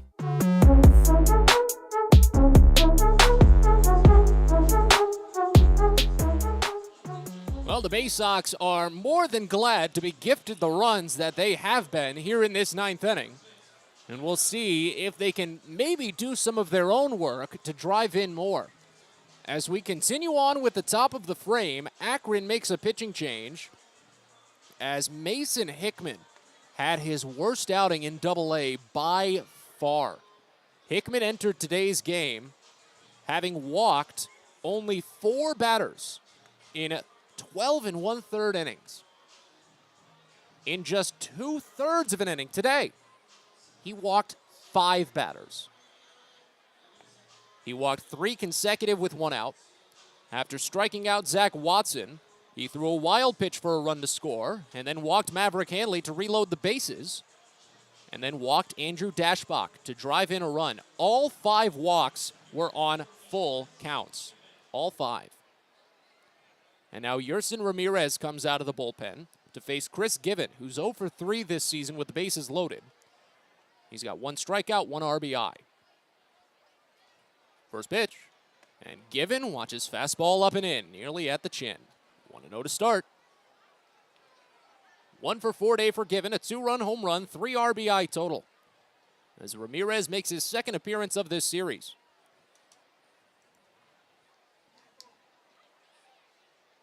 One-0. Given watches slider, miss well outside. 2 balls and no strikes. Yerson Ramirez, 6'1", 210-pound, 23-year-old righty from Sabana Grande de Boya in the Dominican. International free agent signed back in 2017. Fires the 2-0. Given watches slider skip by. Another run will score. Welk is down, and it's 10-3 Bowie. Both runners advance, and now we've got some boos. Second wild pitch to score a run in the inning, as Hanley goes to third. Dashbach goes to second. The count is 3-0 on Given. Well, the boos were very sporadic. Of course, you don't necessarily boo too often in a minor league game.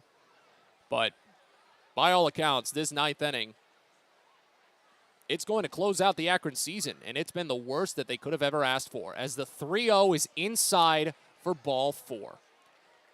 A 4-pitch walk to put Chris Given on base, the 6th walk drawn of the inning by Baysox batters.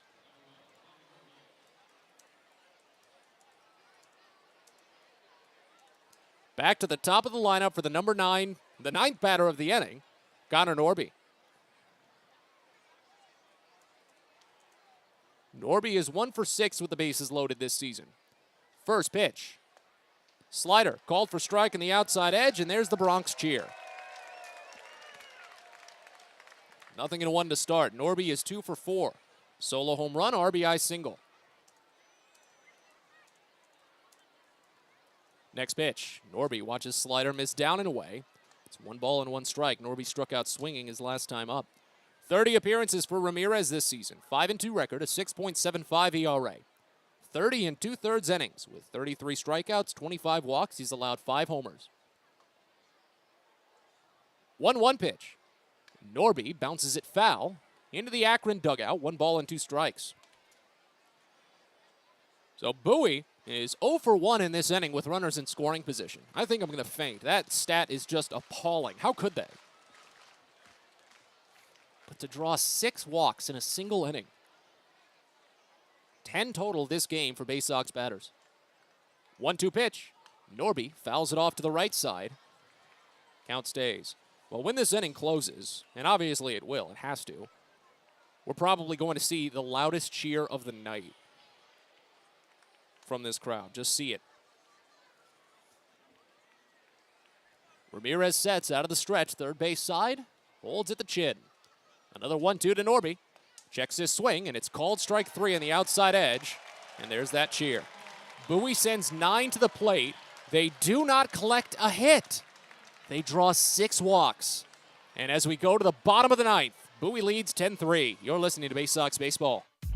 Get the best deals at Prince George's Stadium with weekly promotions all season. Tuesdays are Military Appreciation Night. Purchase a box seat at the ticket office with a proof of service, and you'll only pay half price. Bring along your furry friend on Woof Wednesday, and it's the best happy hour around every Thursday from 5 to 6:30. $2 Bud and Bud Light drafts with other beer specials throughout the year, and live music to get your night started. It's always a great time at the ballpark, so get your tickets now at Baysox.com.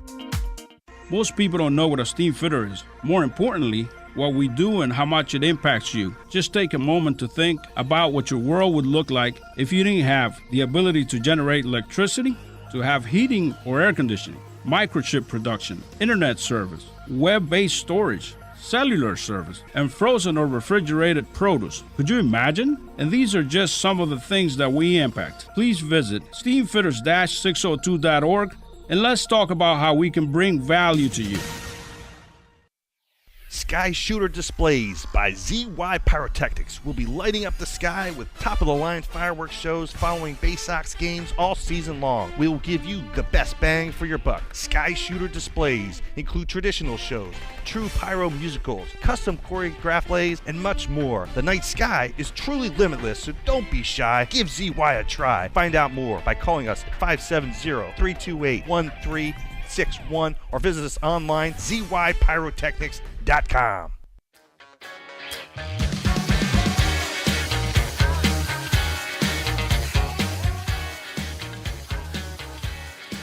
As always, thank you for stopping by tonight. What a wild couple of days it's been for the Bowie Baysox, but boy, have they been coming out. Aces up all the way. We're on to the bottom of the ninth here at Canal Park in Akron. Matt Sabatis with you from Ohio. Thank you so much for stopping by. Seriously, it does mean a lot each time you do. A 10-3 Bowie lead. The Baysox were gifted 3 runs in the top of the ninth inning. Bowie sent 9 batters to the plate. They didn't get a single base hit.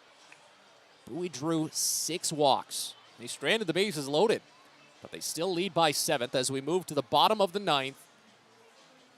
Nolan Hoffman will take over. Jensen Elliott is done. Right-hander fired just 1 inning of relief. That was all he needed. Faced the minimum. Gave up a single, worked a double play. Of course, pitching-wise, the day belongs to Garrett Stallings. First 7-inning performance of the season from a Baysox pitcher. And it's got Stallings in line for his 6th win. Hoffman will face 4, 5, and 6 in the Akron lineup, starting with Micah Prees. Left-hander is 1 for 3 on the day. First pitch in, and the side armor fires a called strike. Got him with the fastball right down Broadway. It's 0-1. Nolan Hoffman, 6'4", 190-pound right-hander. Rule 5 draft selection back in 2021. That was this most recent winner. Used to be in Seattle. 0-1 pitch. This is down and away. It's 1 ball and 1 strike. Hoffman on the season for Bowie has 17 appearances, a 2-2 record, and a 4.43 ERA. 22 1/3 innings, 22 strikeouts, 5 walks. He's allowed 1 home run. 1-1 pitch, and it's bounced foul to first. 1 ball and 2 strikes. Hoffman is coming off of a scoreless inning in the Richmond series, his last outing. That was the walk-off win for Bowie.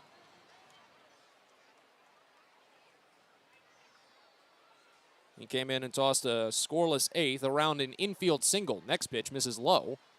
Slider runs the count even at 2 balls and 2 strikes. Runner got to second on a ground out, but was left there. Again, Bowie walked off that game thanks to Andrew Dashbach's sac fly in the 9th. 2-2. Breaking ball popped up, foul. Third base side, it'll get out of play. Count stays at 2 balls and 2 strikes. And at this point, Bowie is going to be back in control of their own destiny, something that seemed not necessarily impossible, but maybe unlikely after Tuesday's game. First pitch is floated out toward left center field. Dobie Welk, he was going to start running on it, but realized he didn't have to go anywhere. Shuffles to his left by probably about 3 feet, and Prees flies out to left on a 2-2. So 1 away, here's Angel Martinez. After the Baysox got shut out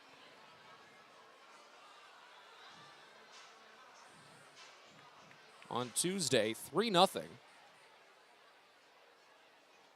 And Erie had picked up a win over Richmond. The Baysox were out of first by 2 games. First pitch to Angel Martinez misses inside. It's 1-0. In the standings, it was only 1 game.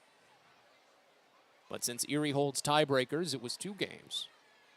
But since then, it's been Bowie. 1-0. Down and away. It's 2 balls and no strikes.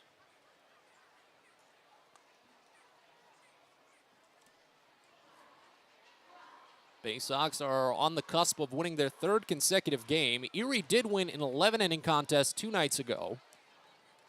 But last night in the 11th inning, Richmond was able to walk off as the 2-0 to Martinez is called a strike on the inside edge, 2-1.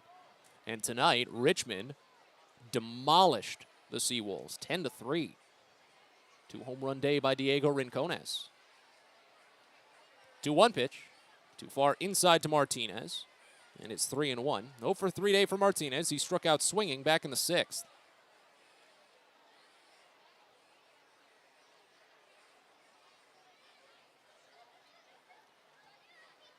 Here's the next. Fouled off to the left side, run it full.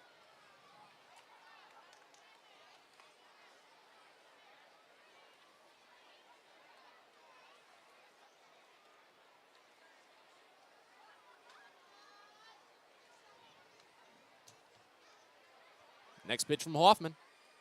Fouled off again to the left side, a screamer, and the count stays. So things just rolling on for the Baysox right now.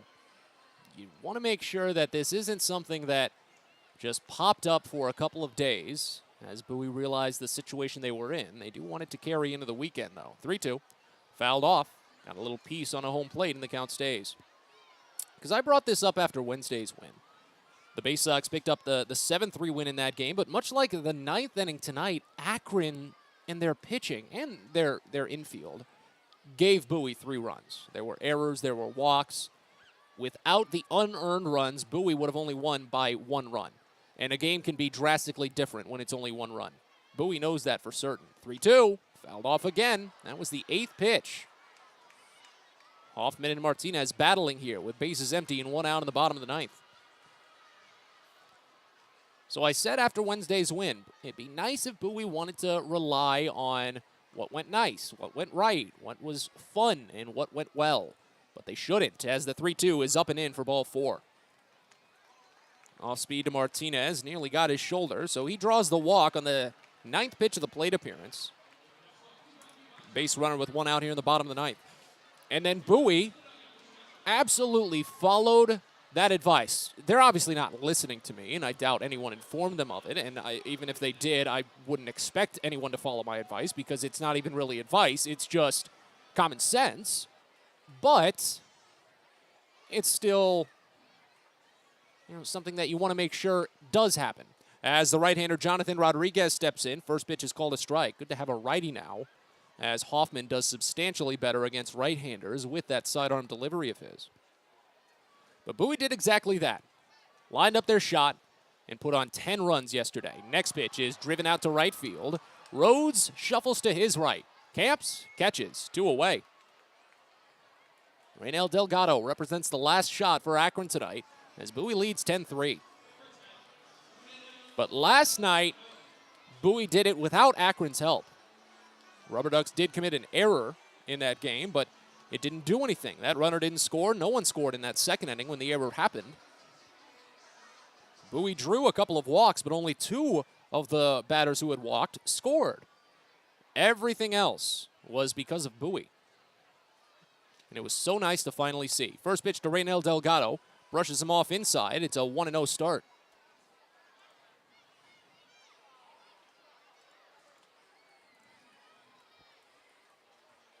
Two for 3 day for Delgado. Only multi-hit performance for Akron today. RBI single in the 4th inning. 1-0. Outside, off speed, runs it to 2 balls and no strikes. Well, Delgado's single was the catalyst, I suppose you could say. After Bowie led 2-0, Akron had taken the lead on that single. 2-0 pitch. Outside, 3-0.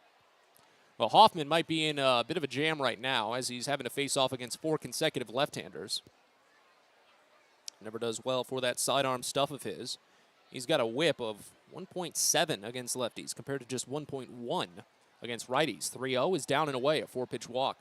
So second walk for Hoffman in this inning. Both of them have been against left-handed batters. But he's still a ways away from matching what Akron and their pitching staff did in the top of the 9th. Walking 6 batters. But my goodness, this 9th inning doesn't want to end. We've seen 8 total walks. Yikes.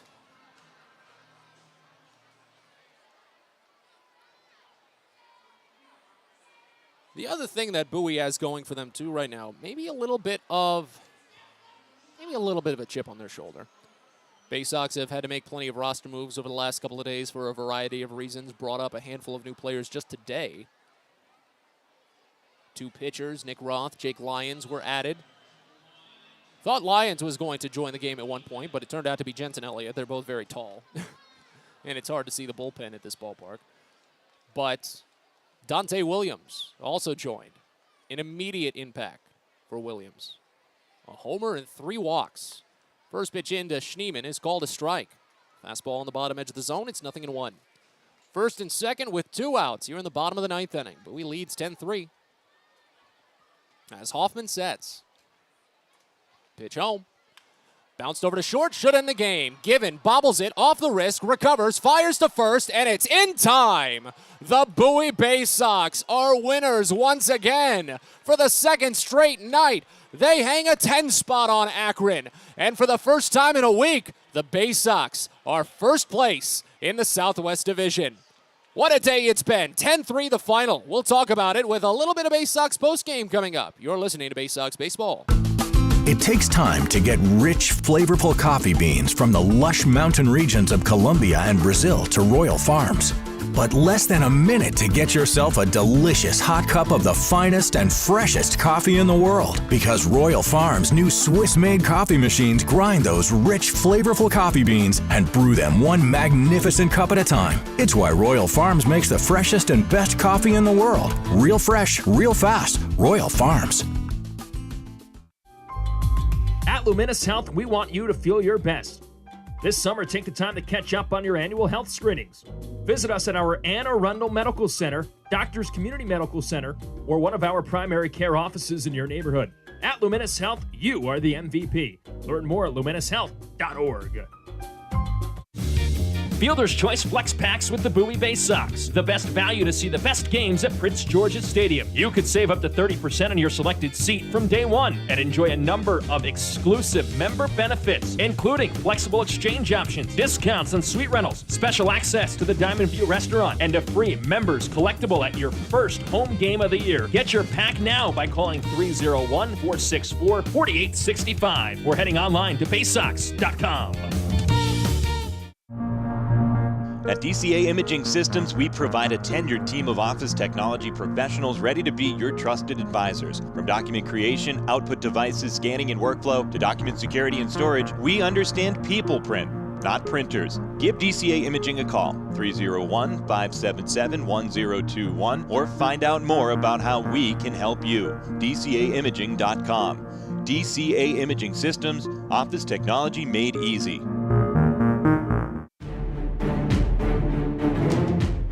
It's now time for the Bowie Baysox post-game show. Let's head back to the ballpark with Matt Sabanas.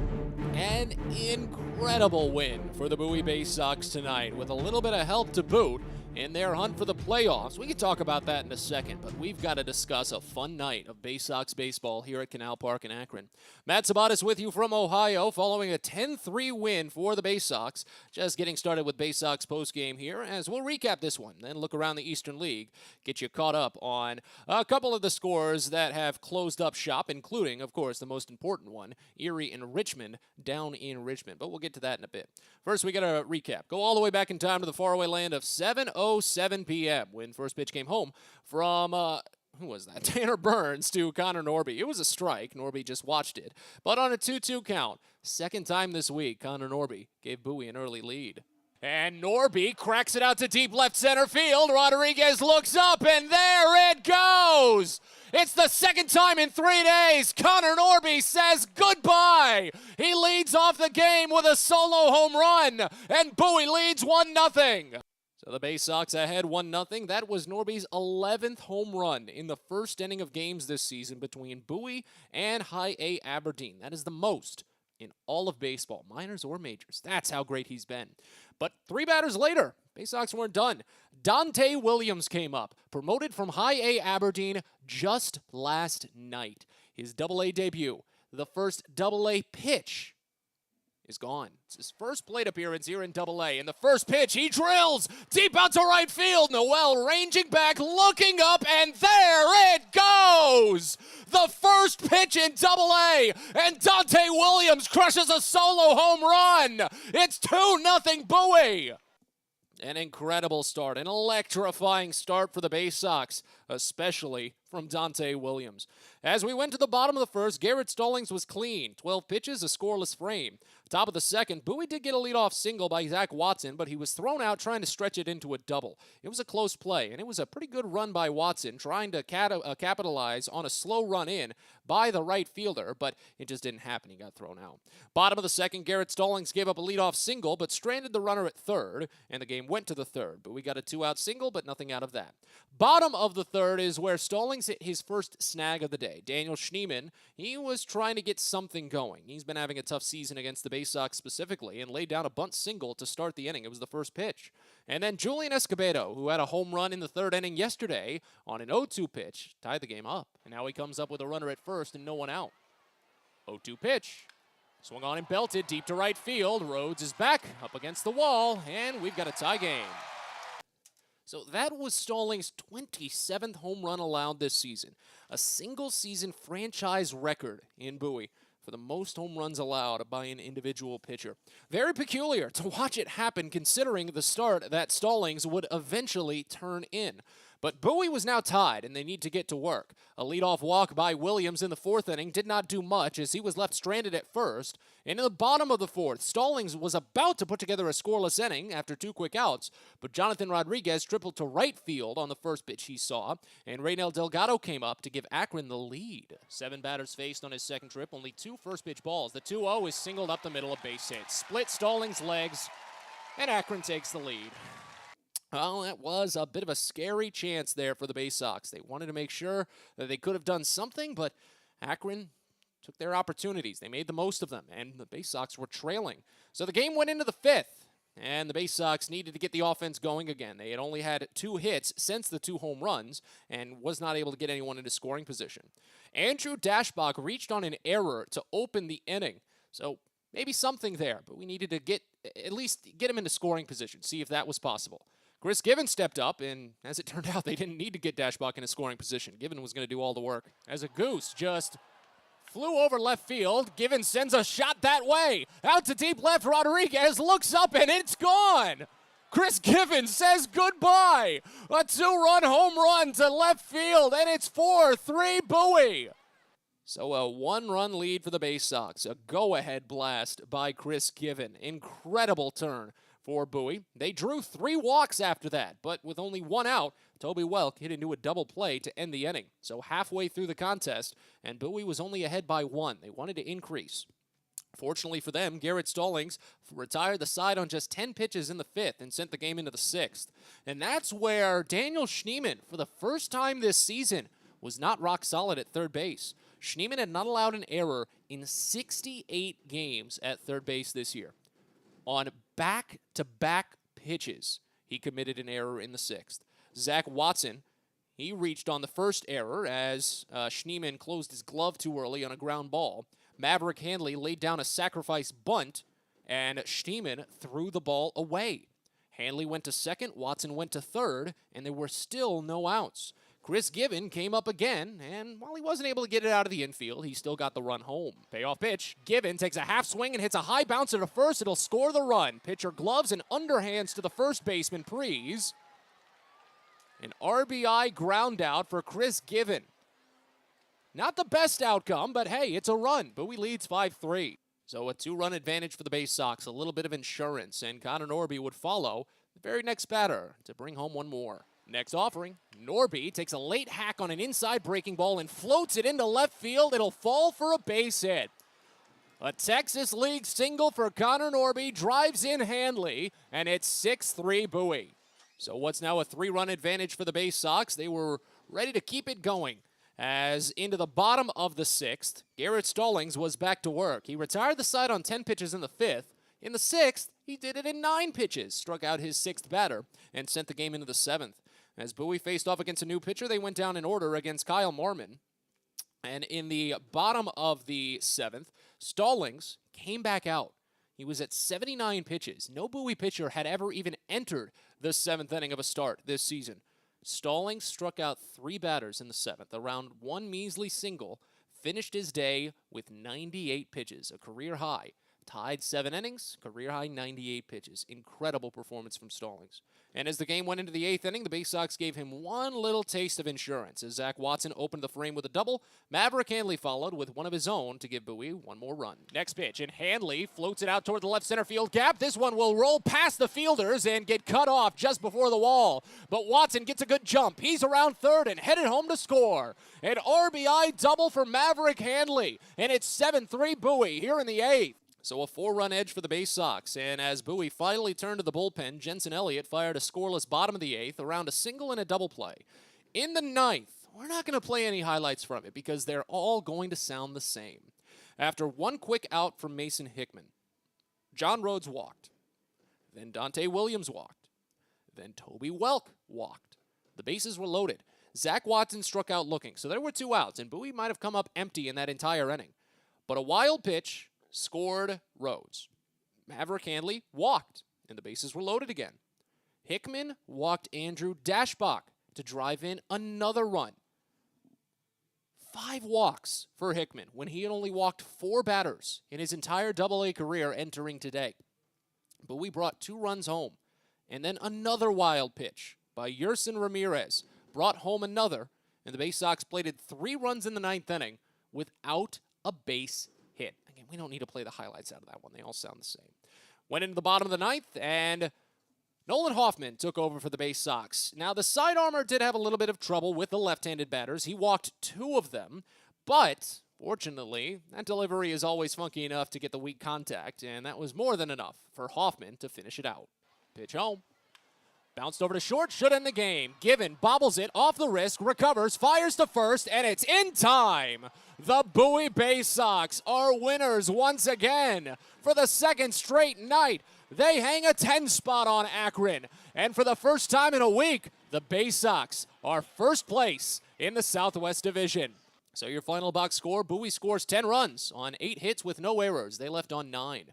Akron scores 3 runs on 7 hits with 3 errors. They left on 5. Garrett Stallings is the winning pitcher. He moves to 6-10 on the year, while Tanner Burns takes the loss. He falls to 3-7. No save. Game was played in 2 hours and 54 minutes in front of a paid attendance at Canal Park in Akron of 6,232. With the win, Bowie is back to 500 on the year, 68-68. A 3-game winning streak for the Baysox, as they're now 31-36 on the road. With the loss, Akron falls to 77-59 on the year, a 3-game losing streak for the Ducks, as they're now 38-29 when playing in front of home crowds. Bowie has secured a series split this week. They have secured the season series with the Rubber Ducks, as Bowie has won their 13th game out of the 24 scheduled games. The most that Akron can now win is 11. Bowie improves to 41-26 in the second half, while Akron falls to 37-30. With 2 games left in the regular season, we will discuss playoff implications and the updated standings at the end of the night here in the Eastern League as we take a look around the scoreboards next. We continue with Baysox postgame after this, a 10-3 win for Bowie here at Canal Park. You're listening to Baysox Baseball. From sprains to stitches, sore throats to stomach aches, and pulled muscles to poison ivy, care is around the corner at Patient First. Walk in to see a doctor from 8 a.m. to 10 p.m. every day of the year. X-rays, lab tests, and prescription drugs are on site, and most major insurance plans are accepted. For routine illnesses and injuries, Patient First is here for you. Patient First, the name fits. Patient First, proud partner of the Bowie Baysox, open 8 a.m. to 10 p.m. every day. If you own or operate a building or facility, or if you're a general contractor that is located or operates in the D.C. area, there is no doubt that it is important for you to have the best trained and most qualified people working for you. Members of Steamfitters UA Local 602 provide the highest level of HVAC, mechanical, and specialty piping services to the various customers we serve. For more information about the services we provide and for a list of companies you can hire, please visit steamfitters-602.org.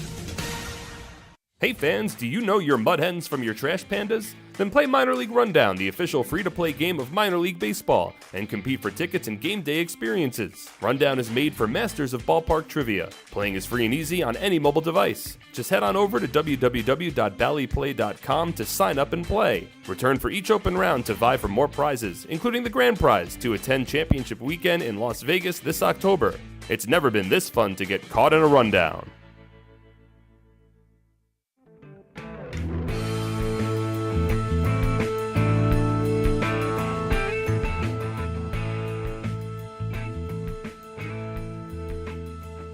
Well, back one final time here from Canal Park in Akron as we get ready to wrap up Baysox postgame. Matt Sabatis with you following a 10-3 win for Bowie over the Akron Rubber Ducks. Quick look around the Eastern League right now as plenty of games have come to a close. Looks like Bowie was actually the last one to close up shop tonight.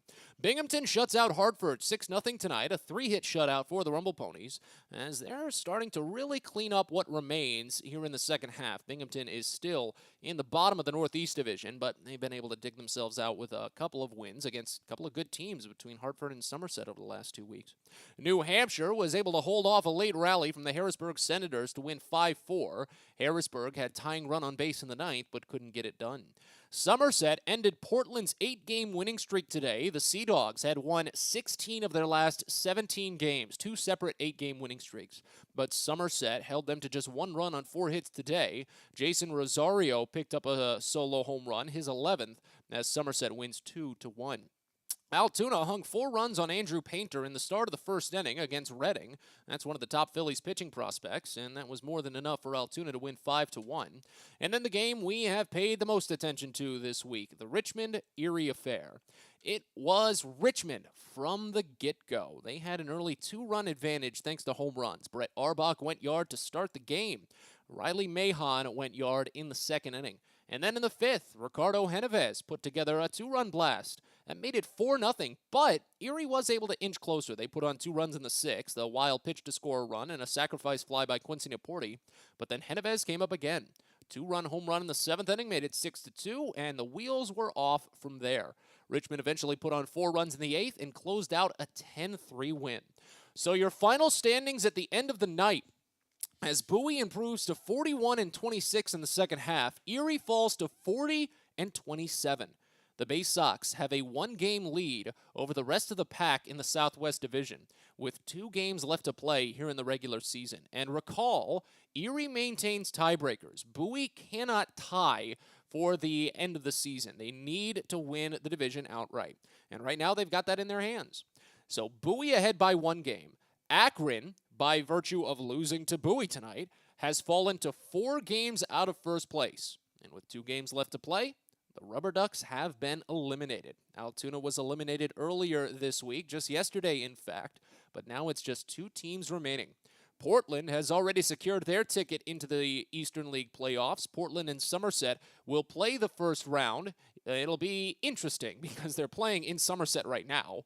They have to go to Portland for the first game of the divisional round, then go back to Somerset for at least 1 more game, if not 2. So the Northeast Division will be a bit funky, but at least we're getting a good preview in that 6-game set over in Bridgewater. But with 2 games left to play, the Baysox have a big opportunity to perhaps put this one away. They're in control of their own destiny now. As we take a quick look around the rest of the Orioles organization, there were 2 games today. Norfolk, a 3-hit shutout against the Charlotte Knights. Excellent pitching performance by Grayson Rodriguez. His first trip back to AAA after that lat strain he suffered in June. Fired 5 scoreless innings. He lowers his ERA to 1.92 with the AAA club. Jordan Westberg picked up another home run. It's his 3rd consecutive day. 17 bombs with the AAA club. Norfolk wins 9-0. And then down at High A, Game 3 of the South Atlantic League Divisional Series. After Aberdeen had fallen in the first game 8-1, they won big last night and tonight. After trailing 1-0 in the 4th, they tied it in the bottom of the frame and then put on 4 runs in the 5th. They had a 4-run lead that was threatened. 2 runs in the 6th for Brooklyn, and 1 run in the 8th made it a 1-run game. Aberdeen held on, finished out the 9th inning, and won the divisional series. So Aberdeen advances to the South Atlantic League Championship Series. It was just finished earlier today on the other division for the South Atlantic League. The Bowling Green Hot Rods took down the Rome Braves. Bowling Green is the Rays affiliate. You can figure out who the Rome Braves are affiliated with. But Bowling Green is located in Kentucky, so it looks to be that Aberdeen is going to have a long ride ahead of them as they'll look ahead to the South Atlantic League Finals in a couple of days. But again, the score we care about most in this production is that of Bowie's, and what a score it was. Second night in a row, the Baysox put on double digits against the Akron Rubber Ducks as they take down the Ducks 10-3. Two teams are back at it again tomorrow. Bowie is still waiting to announce their starting pitcher for that game. Roster moves have made things a little bit tricky, while Akron is sending out right-handed pitcher Tanner Bybee. He is 6-1 with a 1.60 ERA. If the Baysox can win one of their final two games, and the Erie Seawolves lose one of their final two games, the Baysox are in the playoffs. If the Erie Seawolves lose both of their last two games, then Bowie's in no matter what. So a lot of ways that this could go down. Bowie, they just want to take care of their business, though, tomorrow night. It'll be a 7:05 first pitch, which means a DCA Imaging Systems pregame show of 6:45. That's going to do it for us. Matt Sabatis with you from Canal Park saying thank you so much for stopping by this evening. You picked a good game.